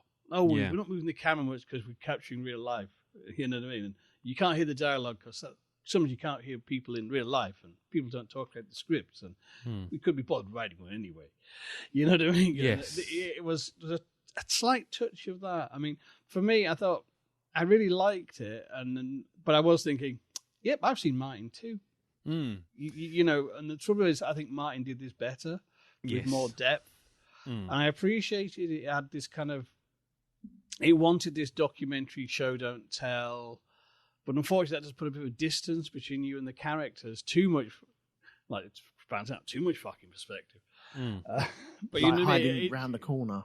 Yeah, it was just kind of, it was good, but I felt for 137 minutes, it either needed to go a bit, because I think with that approach, you could show and tell us a bit more, and develop some things in there without spoon feeding us, but really just flesh it out a bit more. Or cut 20 minutes out and make it punchier. One of the two. Because I thought there's lots of things in there that are subtle, and you could have expanded, but without going too far. I mean, like the fact his brother, you assume in the first half, you see him so briefly, you think, oh, he's just an arsehole, and he's kind of like, that's why Milo's like he is. And as it goes on, you find out his brother's actually damaged. And his brother's kind of always been hassled to join the gang because he used to be a soldier and they thought he'd be great in a gang and he wants none of it. And actually the bills are being paid. The house is actually still, his brother obviously works his arse off. I know we only see him sat on the sofa, but clearly his brother fucking cooks and cleans and keeps that right place right. And he's doing his best to be a parent, even though he's got his own issues that are bottling him up emotionally. When you know, there's lots of things like that kind of course, you'd want to be a vampire if your only other option is to become a gangster. And there's that young lad in the gang who's hanging around with them. And there's also little things you could just teased out and made more of. But as it never quite got out of the shadow of Martin. Now, if you've not seen Martin, that's not a problem for this film. Yeah. That's my problem. You know what I mean? But, it's one of the, for me, I just felt it just needed that. It needed just that little, something else, just to give it that to get out of Martin's shadow. Just an inch. Yeah.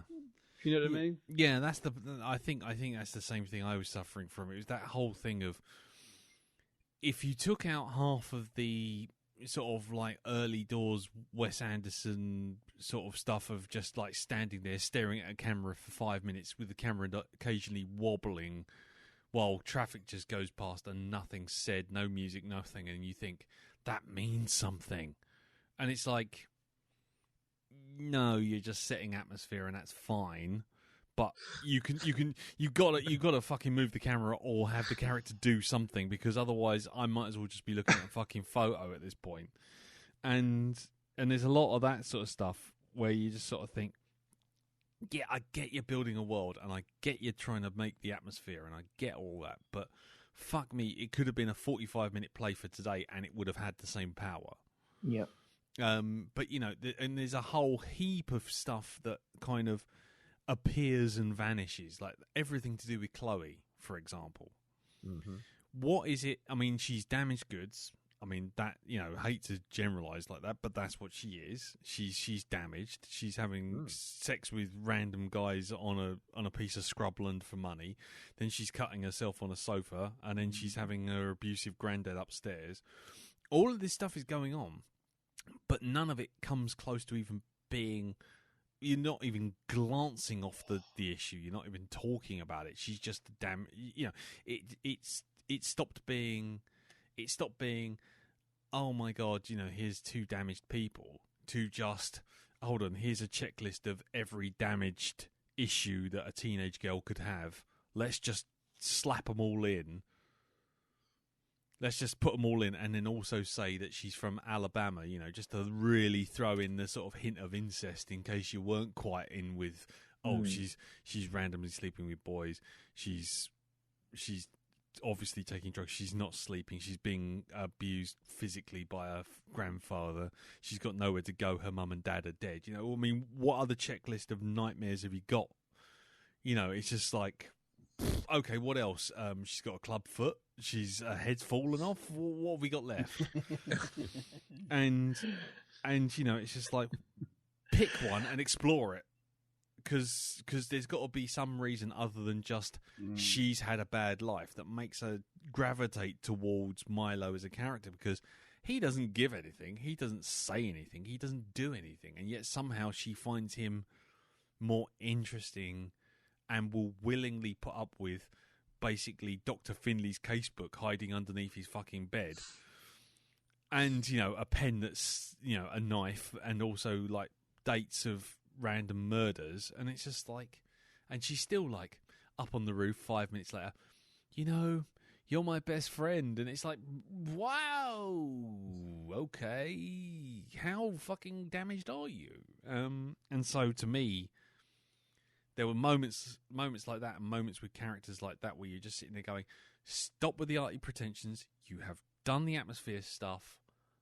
Okay, you're trying to make Midnight Cowboy and Martin cross it all together and then throw in a bit of Ken Loach for good measure.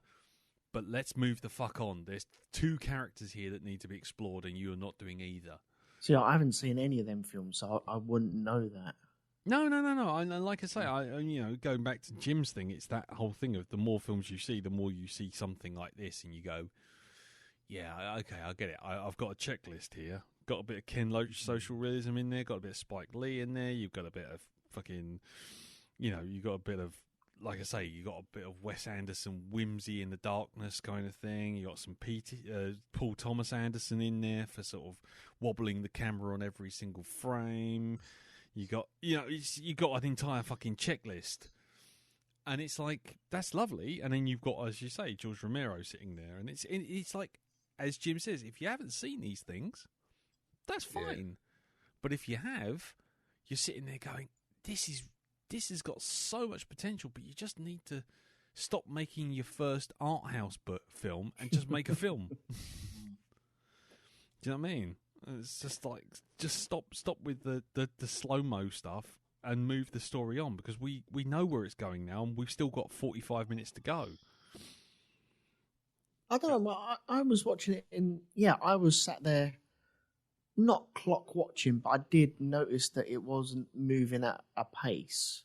But I think I was enjoying the slow burn on it.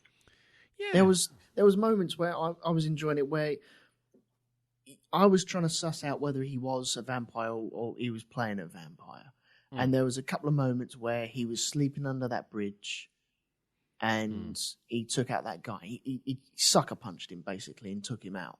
Yeah. And then you see that moment in the gents' toilets and it's shot from below, and so it makes the other guy look really, really tall compared to him as well. And he's sizing him up. Like, he's really just looking at him and going, could I take you out now? And in his head, you can always see it in his head that he's going, I'm a vampire. And then he gets into that situation where he could be a vampire, and he's like, I'm a vampire, but I don't have vampire strength. Mm. I don't have vampire reflexes. I'm not a vampire, but if I was, I would take you out, Sonny. I would totally take you out. And that's why he's letting so many people go. Even looking at the kid, when the ball comes bouncing down, he's looking at him going, I could just do it just now. Yeah.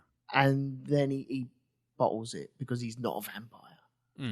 And then we see like the flashes later on. But I was intrigued in that as to whether it got me thinking all the way through, is he? Isn't he? There's going to be something that actually happens, isn't there? Or are we actually just playing with just a kid? And it turns out it was just a kid. But it was an interesting battle in my head as to whether or not there was something behind that. Yeah,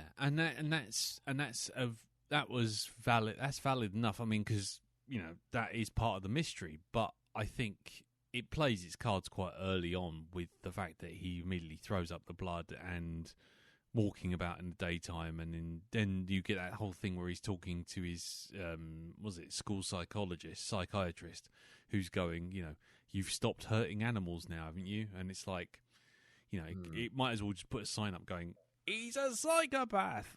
He's, and like I say, I mean, I'm not knocking it as a bad film. It's not a bad film, and certainly not for a debut directorial. But yeah, there's a couple of moments where it just needed to sort of rein it in and the big picture of Jesus in the front room as well. Yeah, big picture of Jesus. All of his windows are all blotted out. Yeah, and all that sort of thing. But but if you want to do something different with the vampire genre, then this is certainly it. I mean, I said this on Twitter when I actually turned up on it for 15 minutes before needing to go and wash myself in Clorox. But it's like, vampires are like vampire films are like zombie films. Unless you're doing something different and interesting with them, don't bother, because it has been played out, and in my opinion, and so from that respect, I do respect it as a vampire film. Because it is a vampire in many ways. Because just because vampirism in this case is more of a lifestyle, and I think it's like this vampirism to this is like the zombie genre is to 28 Days Later. They're infected, but really, these are zombies we're talking about here, really, isn't it? Have you know they are infected and they're not risen from the dead? Well, the thing is, 28 Days Later, people think it's ripping off George Romero, and they're right, but they're getting the wrong film. It's ripping off the Crazies, which is Romero's Infection film. And if anybody comes at you with that fucking raised from the dead bullshit about zombies, it's like, well, the whole zombie thing in the Caribbean, I think it is, or Haitian Islands with voodoo, they're not dead. They're actually living individuals who get turned into zombies. I mean, Jim will probably know a lot more about that subject than I do. Jim has a number of Hypnagoria episodes on the subject. I do. Originally, the zombies were the risen dead. But it's just the actual fact of zombieism. It's people who've been drugged and believe they've died.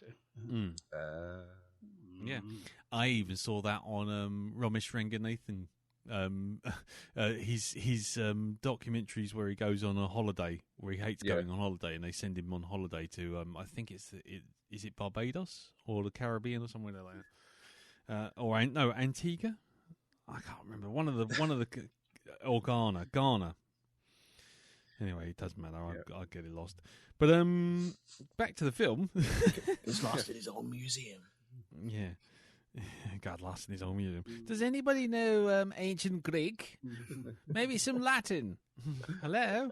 I want to watch that film now. Marcus will go disappear.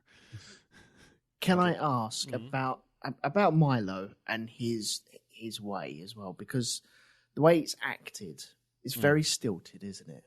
Mm-hmm. But you get that moment where he's been mucking around with Sophie under the covers, and they've had a lovely time, shall we say?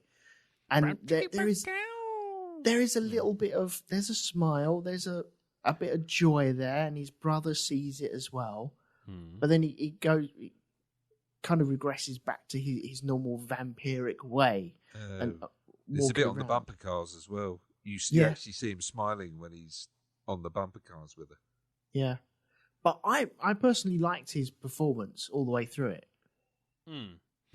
Well, it is a hard performance to like. So the fact that he's injected any kind of personality into it is quite remarkable, to be honest. I think because it is one of those is one of those characters where you could have just gone, you know, basically they're ripping off a Dustin Hoffman Rain Man kind of just stomping around, being like a Thermian from fucking Galaxy Quest. You know, we have come to your planet. You know, it's just been kind of very blank. But yeah, I thought he did really. I thought all the performances were really good, to be honest.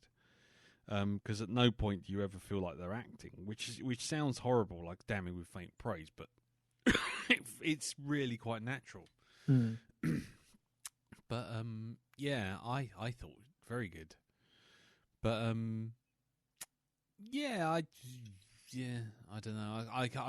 I'm afraid I'm kind of a bit of a loss with this movie because I ran out of things to talk about once I got past the fact that it was basically about 20 other films and it was done in an art house style, and it was just like, yep. But then that's just been my attitude this week anyway, I guess. So, but anyone else got any additional thoughts on it? I mean, because what about if you took the vampirism away as a crutch to hang his serial killer tendencies on?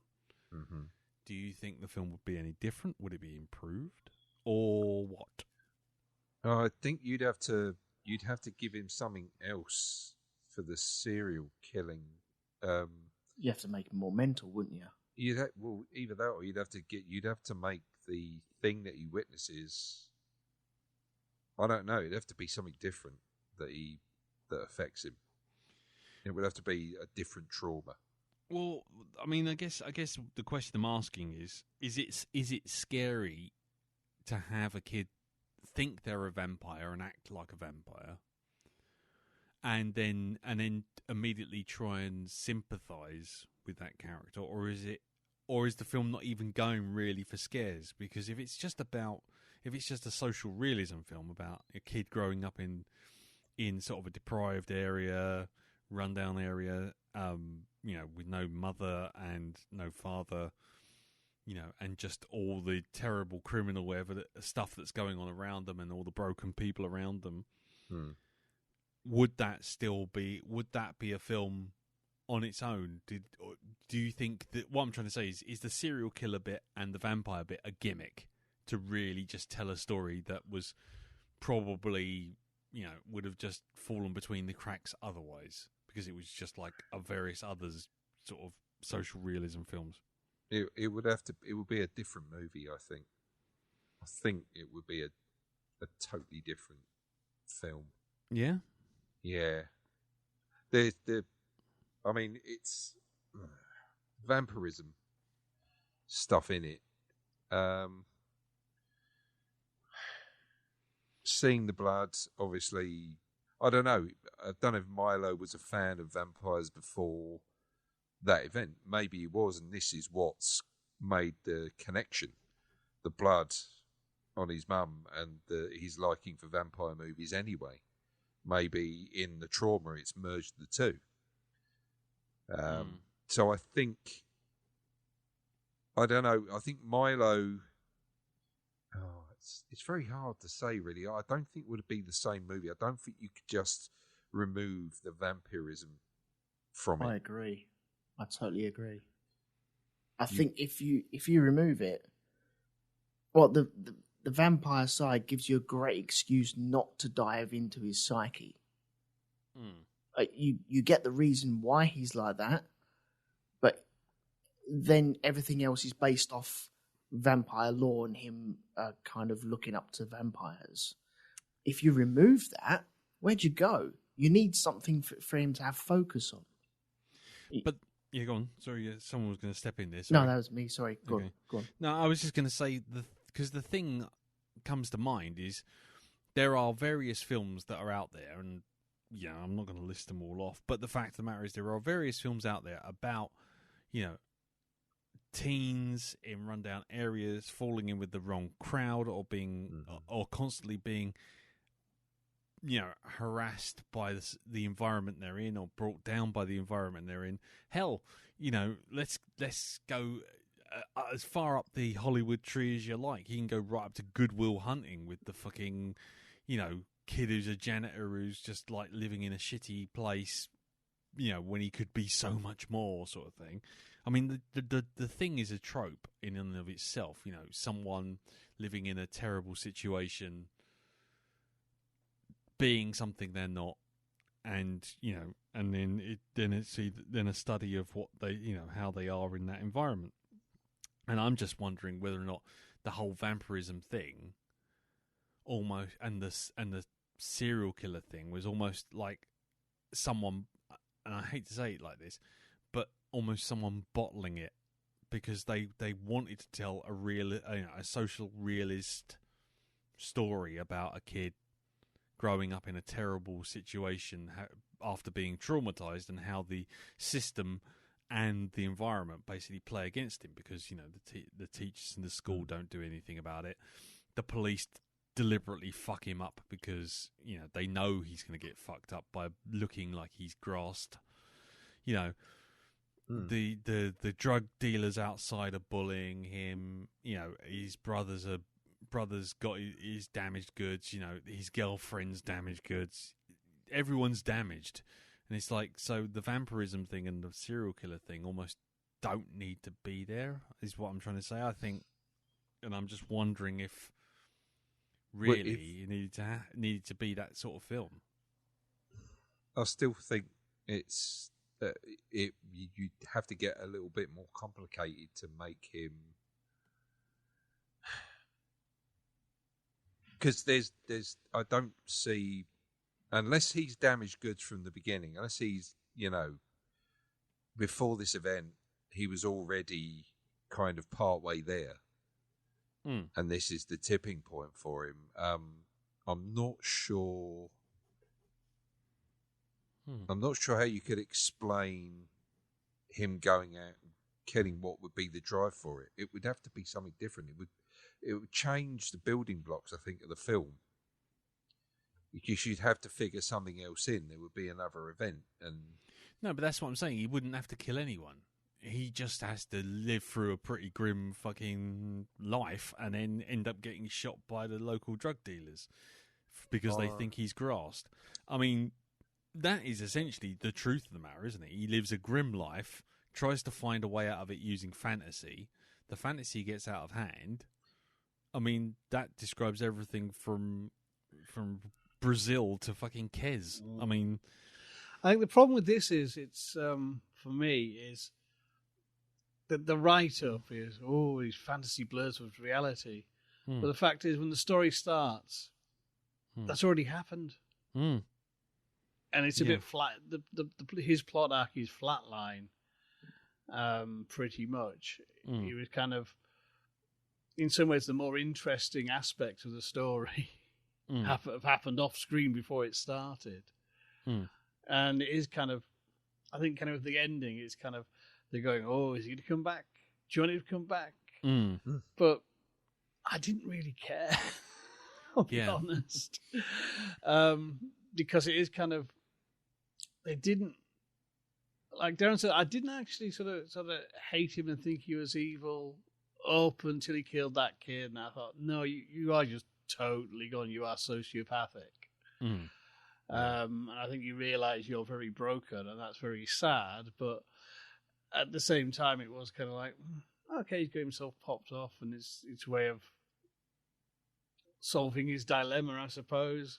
That's very sad, but it could have been sadder, if you know what I mean.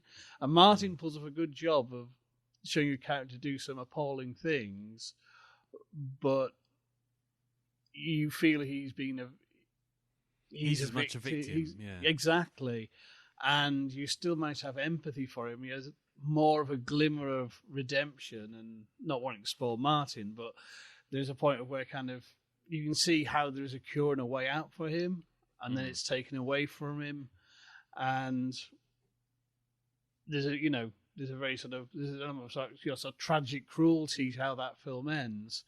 Whereas this sort of resolves itself, and the character resolved it, and you end up sort of feeling kind of, it's kind of, with the ending, I was feeling very mixed, because I started with the drawing it out, and I was going, is he going to move? And I was thinking, well, do I want him to move? I think if you do, after everything's gone before, I think that's a bit cheap, and you've gone sort of put on a tacky horror story ending that the story doesn't really merit. But at the same time, if he's not going to move, come on, skip to the end. Yeah, you don't need to keep going with this. You know what I mean? Because you're playing like a really bad game of chicken here with me. Yeah. Well, that was the bit. That was the bit where my patience actually did finally run out. Once he got shot, and then you had that whole thing with him being dissected and the autopsy, and he kept cutting back to Chloe, and she's just getting further and further away, and nothing much is happening, and you just think, right, okay, so you're now, as you say, in a game of chicken. You are now either about to ruin your entire film by going, and he was a vampire, ta-da, or you're about to just prove that you've pulled off a gotcha, or you're going to go the other way, and you're going to just reveal precisely how self-important and pretentious you are by just sitting there and just trying to hammer home the bleak sadness of this kid's life by just going, and then he died, and then he was cut up, and then he was put in a pauper's grave, and then he was just left there, and it just didn't happen. Nothing happened. They didn't even bother with a grave. Look, and bits there of he is. Sick. Sorry. Exactly. It does go proper. You bastard, Metcalf. You bastard. Bastard monkey hands. I mean, that's exactly it, though. It does go that way. It just kind of like, yeah, you can stop now. The film ended like 8 to 10 minutes before it actually ended. And the problem was that what it gave you in those 8 to 10 minutes was nothing other than just going, it was like Drop the Dead Donkey, wasn't it? Sort of like, and here by the side of this exploded car is this teddy bear. It's a child's shoe and a teddy bear. And it's just like, and here beside this burnt out shed is a child's shoe and a teddy bear. And then here beside this crashed airplane, a child's shoe and a teddy bear. It was just like, yeah, you see, now you've gone too far. You had the terribly sad, bleak lifestyle and situation the kid was in. You threw in some fantasy violent elements. You tried to keep us hanging on the hooks of whether or not it was a horror or not, and then finally you're just gone, look how pretentious we can be. Look, not only am I just sitting here staring at him at a road crossing for 20 minutes doing nothing while the road crossing goes do do do do, we're now going to watch his grave do nothing for 10 minutes. It's just like, right, okay, peace out. Thanks very much. You've now cashed in what little art house chips you had. And I kind of got a bit cross at that point. And I was just like, oh, shut up. Fucking hell, Dolly. Turn it off. But anyway. But I'm not taking away from anyone who did like it. I will say that now. I know it sounds like I'm having a go, but I'm not. But it's just, it just is one of those moments where you just like, you suddenly see the guy behind the curtain going, look how clever I am. Look at how artistically important I am. Look, I'm filming just grass waving in the wind. It means something. It's like, fuck off. Okay, from my point of view, though, I was, even up until the point where he killed himself. Okay, right. Well, not killed himself, but set himself up to be killed. And I was still thinking, is he? Isn't he? Is he? Isn't he? Yeah. And so that long drawn out bit, for you guys, I get it that it can be a bit annoying because you've seen about 1 million more movies than me. But me sat there just watching it, going, okay. I was enjoying that little tease of if you drag something out ever so slightly longer than it actually should be, then you get that, you start self-doubting what you're actually thinking. And I hit that point where I was, well, no, they've cut him up. He's clearly dead. And now they're just lingering on the dirt on the floor. Okay, because they showed that shot earlier on in the movie where the ground was breaking. You think, that's going to happen, isn't it? That's going to happen. But then I should have realised that, because they didn't follow through with so many things in that story about him saying, "Oh, I am a millionaire," etc. And you there is a moment where you think in that movie, "Oh, he is a millionaire. Well, maybe he'll give all the money to the lady, and then she'll disappear, and she'll have lots of money." But that doesn't happen. He just gives him her his stash. But that long drawn out thing that's just a little bit too long, it worked for me, because I was waiting for that hand to I wasn't even waiting for a hand. I was just waiting for the ground just to start cracking and moving. Yeah. And that's all I was wanting. I didn't want to see a hand. If they were going to do that, you didn't need to do that. All you needed to do is do like the little bits of dirt, like Superman. Like the bits of dirt just raising up ever so slightly. Yeah, I won't say what I was thinking with someone coming back to life with a, but because everyone will just roll their eyes. But the what I will say is, how would you have felt if it had moved? I would have. I think I would have been a bit disappointed. Exactly.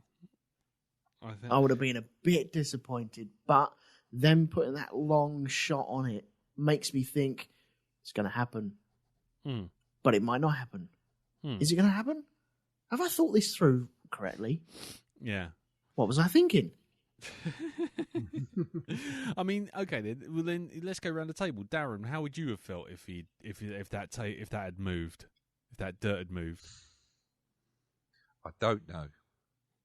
I'm glad it didn't. Well, that kind of answers the question, doesn't it? Yeah, I'm kind of glad it didn't. I mean, I did like the way it ended. As Elton says, I was waiting for him to get up or something, or like his eyes start moving or something, wiggle of a finger or something. But I'm kind of glad it didn't go down that road. I really am. Yeah, I mean, I won't lie. I did think the way it was hanging on that something was going to happen, but then when it didn't, that was when I just kind of went, fuck off. But because not because I was wrong, but because it just revealed something that I was kind of suspecting for about 20 minutes at that point. But what about you, Jim? How would you have felt if he'd done it? I'd have been annoyed. I'll be honest. I'd have been annoyed. There you go.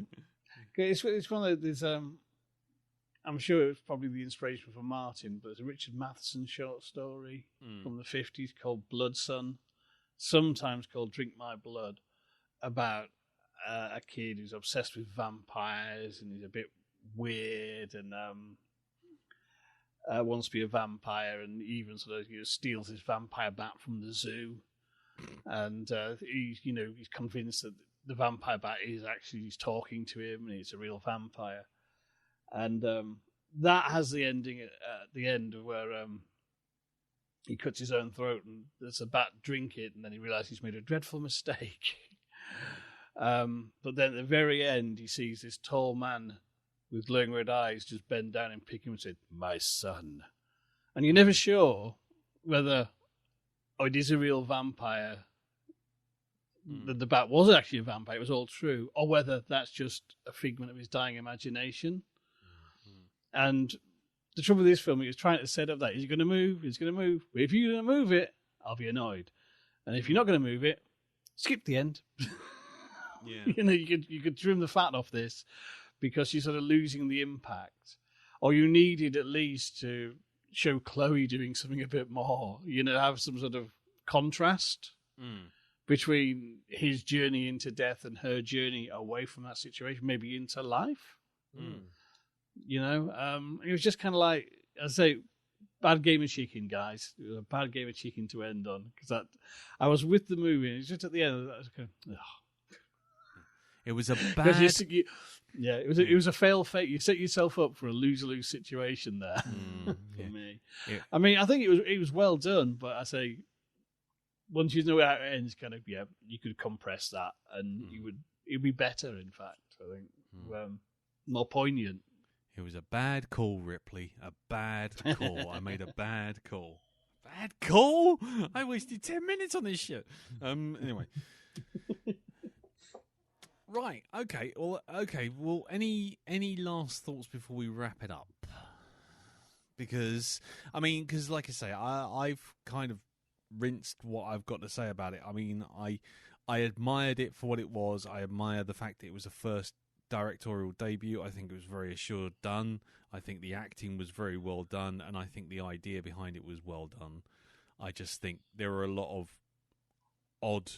not odd decisions, but certainly first-time director decisions where someone sat down and watched too many other films and tried to make those other films.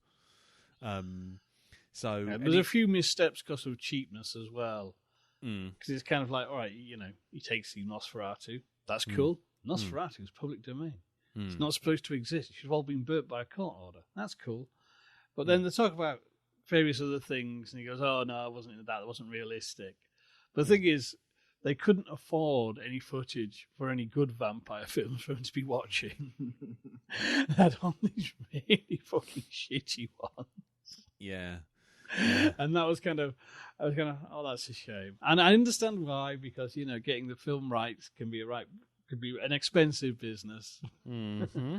You know what I mean? But it was just kind of, from what the character's saying, he wouldn't be watching Vampire Sucker from fucking Trauma. That's all I'm saying.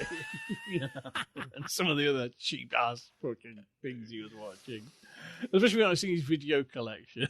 Yeah, he's got Fright Night and Dracula and Lost Boys and you know what I mean. But that was, I understand that's purely down to the money of it, but it was a shame. It was just that was one of those things that doesn't sit right. But that's the money, But I mean, I say, it's a film that has baggage and has cinematic baggage, but it's kind of, I would say it's a worthwhile film. It's an interesting film, and if you've not seen Martin, definitely see it. Then see Martin afterwards. That'd be the right way to do it. Yeah, Elton, any last thoughts? I was going to ask you, because at the very beginning you said when he attacks the girl in the drunk guy's apartment, that points to something else. And I was going to ask you what does that point to? But I think I've just worked it out. Well, and that's grim and dark, and I don't want to talk about that at all. Well, yeah, I mean, fair enough. I mean, I will just say that for me, I know you probably don't want to speak about this, but this will probably just end up on one of Darren's watch lists for next week. But as far as it goes, the fact that she was struggling against a grown up and wasn't making any noise. Yep. And he was quite clearly a piece of shit, that bloke. Slapping ladies around, leaving the kid on her own, I mean, I don't think it takes too much effort to jump to any particular conclusion, especially given how grim the rest of the film is for pretty much everyone. It's unrelenting in its grimness for every character. No, it's taken me the length of this discussion to work out exactly what that meant, and now I'm like, yeah, okay, I have worked that one out. I didn't catch it during the actual movie. I thought it was just a way of just him killing her. That was it. But now I'm like, okay, I'm glad he killed the dad after, or the man after now. Yeah. So yeah. But I tell you what, then, if you are looking for any kind of arty symbolism in this, there is the whole thing of, in every case, death is a form of release. Death is a form of escape. Yeah. Involuntary death is a form of escape. Whether it's the guy in the toilet at the very beginning, who's clearly was hoping for something that he didn't quite get from Milo, you know, or to the homeless guy underneath the bridge, you know, or the kid, you know, they're all in terribly grim situations that they've put themselves in, and death is the only way out. Yeah. And, you know, and Milo himself finishes that arc off by basically figuring it out himself, that death is the only way out of the situation they're in. If you really want to read into it too much, but that, you know, because he, like I say, he even expresses that as a verbally, you know, that, you know, the only way to get away from being how evil you are is death. Yeah. But you can't kill yourself, so you have to let other people do it. Would you put that on the guy who tried to buy cocaine as well? Yeah. Yeah. Because it's the same situation. You know, he's clearly got issues, and you know he's clearly on a spiral, because you look at the state of him. Yeah. And he may not necessarily fit 100% the profile of the rest of it, but you know, and Chloe represents the antithesis of this. She starts off broken, and by being unusually good, being the maiden of the vampire story, so to speak, she actually finds a different way out. Yeah, I really like it. Honestly, I really do like it. Yeah, I mean, like I say, don't take any of my comments as to be like to say it's a terrible film. It's not a terrible film. It just does things which, as you rightly point out, if you've seen dozens and dozens and dozens of films which touch this film, nicks, touches, or borrows from, then you'll be a little bit more cynical in your viewing of it, and you know that's on me rather than the film. So yeah, I would definitely say, if anyone wants to watch something that's very different from the usual vampire serial killer fare, then this is definitely it. Cool. Anyone else? Any last thoughts? Anything? No? No, I'm done. Cool. Okie dokie. In which case we shall wrap it up there. And now it's time for me to reveal my film for next week. Now, my film I haven't watched. I have come within a hair's breadth of trying to watch this film about a dozen times, whether it be on Channel 4, whether it was on VHS when it came out, or DVD, I think it was. And each time I've thought, this on paper is right up my street, but something's always put me off. So I thought, you know what, maybe I'll just leave it. Because, you know, it's a fairly generic looking thing. But you know what? I was looking through all the horror films, and you have no idea how many horror films there are on fucking Amazon and Netflix, and you actually can't just look under horror genre. You have to actually type in search horror film, because if you just go to the horror genre, it misses all sorts of stuff. And I just thought, you know what? Let's just go for a straightforward bish bash bosh monster movie. So, with that in mind, next week we will be watching on Amazon Prime Splinter. Now, I haven't seen this. I have a general idea of how it is, and I have a general idea of how it'll probably go as well. However, I have always been intrigued by the poster, by a couple of shots of Splinter, and the opening bits of the trailer, because I always stop myself, because I just suddenly think, you know, if you're going to reveal the monster, let's not bother. So, has anyone else seen Splinter? Nope. No, I have seen Teenage Mutant Ninja Turtles, though, so I'm looking forward to seeing how this prequel works out. Yes, exactly. Yeah, it's about a small rat wandering into town and taking on the bad guys before moving underground. Yeah. No, I haven't seen this, no. That's cool, it's cool. Jim, you went, have you seen this? No, I've not. For years and years, Morrison's had the DVD for £3, and every time I went to my shop, I went, maybe. And I never did. And then the age of DVDs for £3 seemed to end, and they put kids' clothes in there instead. Yeah. So I never quite got around to it. It's like yourself. So it's kind Yeah. of, oh no, that's a good call. I've actually heard sort of encouraging things about it. It's kind of, if you want a good modern day monster movie with a bit of bite. Yes. So yeah, I'm intrigued to see it. Cool. Well, that's all of us then. Darren, I take it you haven't seen it. No, I've never seen this at all. Cool. Okay. Hey, it has Shea Wiggum in it as well. Who? Is it Shea Wiggum? Is that Ralph Wiggum's dad? I think so. Yes. Is he the policeman in Springfield? Might be. Yeah. I don't know how to say his name. I don't know either. I haven't. He's got that dude that I've seen him in lots of things. He was in The Simpsons. The Simpsons. Boardwalk Empire. Shea Wingham. Oh, I know who it is. He was also in American Pie. I think it was. Was he?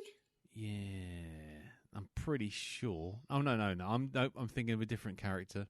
I'm looking because I looked at a picture and I thought that was Shea Wingham, but it's not. He's not in American Pie. Shea Wingham's not in American Pie. What the fuck am I talking about? Paul Cozzano, I think it is. Yeah, Paul Cozzano. He was in American Pie. Okay. And Road Trip and all those kind of things. Okay. Yeah. Yes. And he was also in a film called The Day the Dead Weren't Dead, which I'm sure would be fantastic. Anyway, so yes, we'll leave that there. So if you have any feedback on this episode on Transfiguration or anything that you've seen in it or anything we've said that you totally disagree with or agree with, do send us an email in. Send it into feedback@blackdogpodcast.com.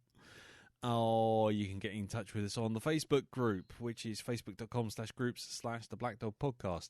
Or, as ever, if you want to just talk to an empty hole in the air, just go onto Twitter and send a message to @BlackDogPodcast, and I'll check it sometime around about a day before we go on air.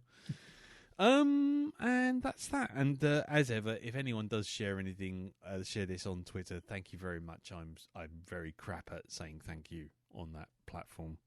I hate it. Right, so that's it. And before we go, what's going on in Hypnagoria Land, Jim, this week?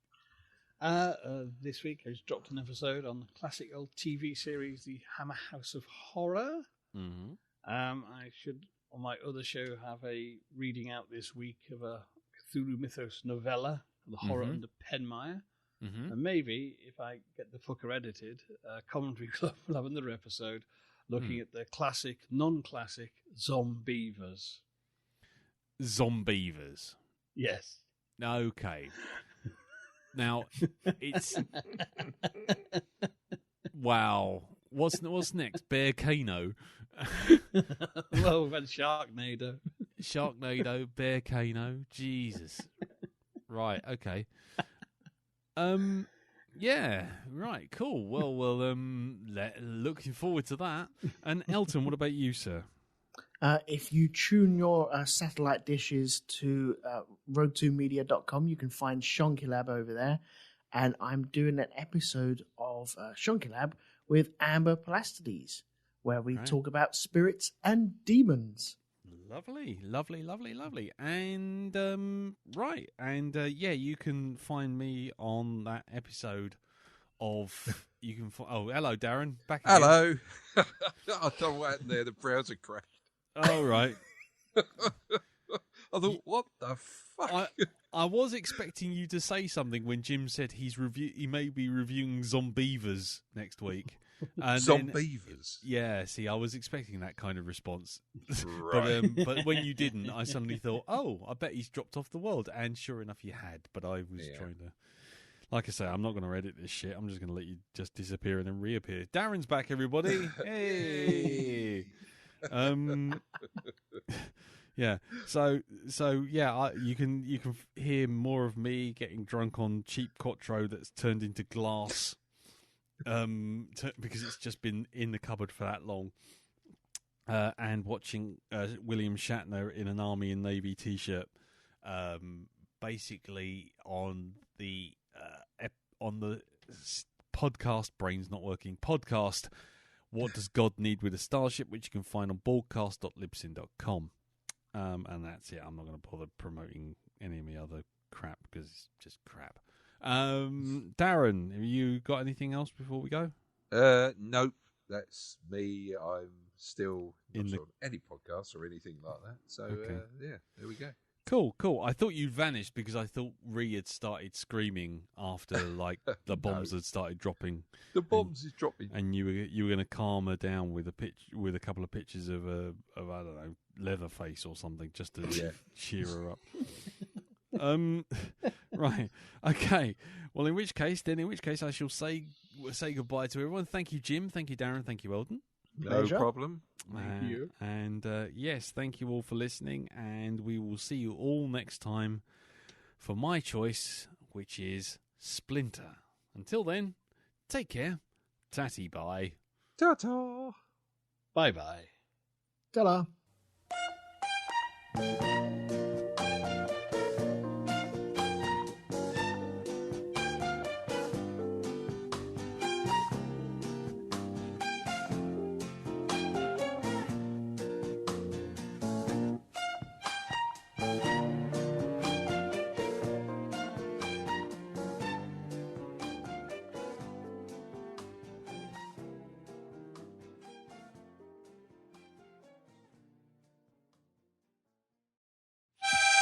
Oh, bollocks to it.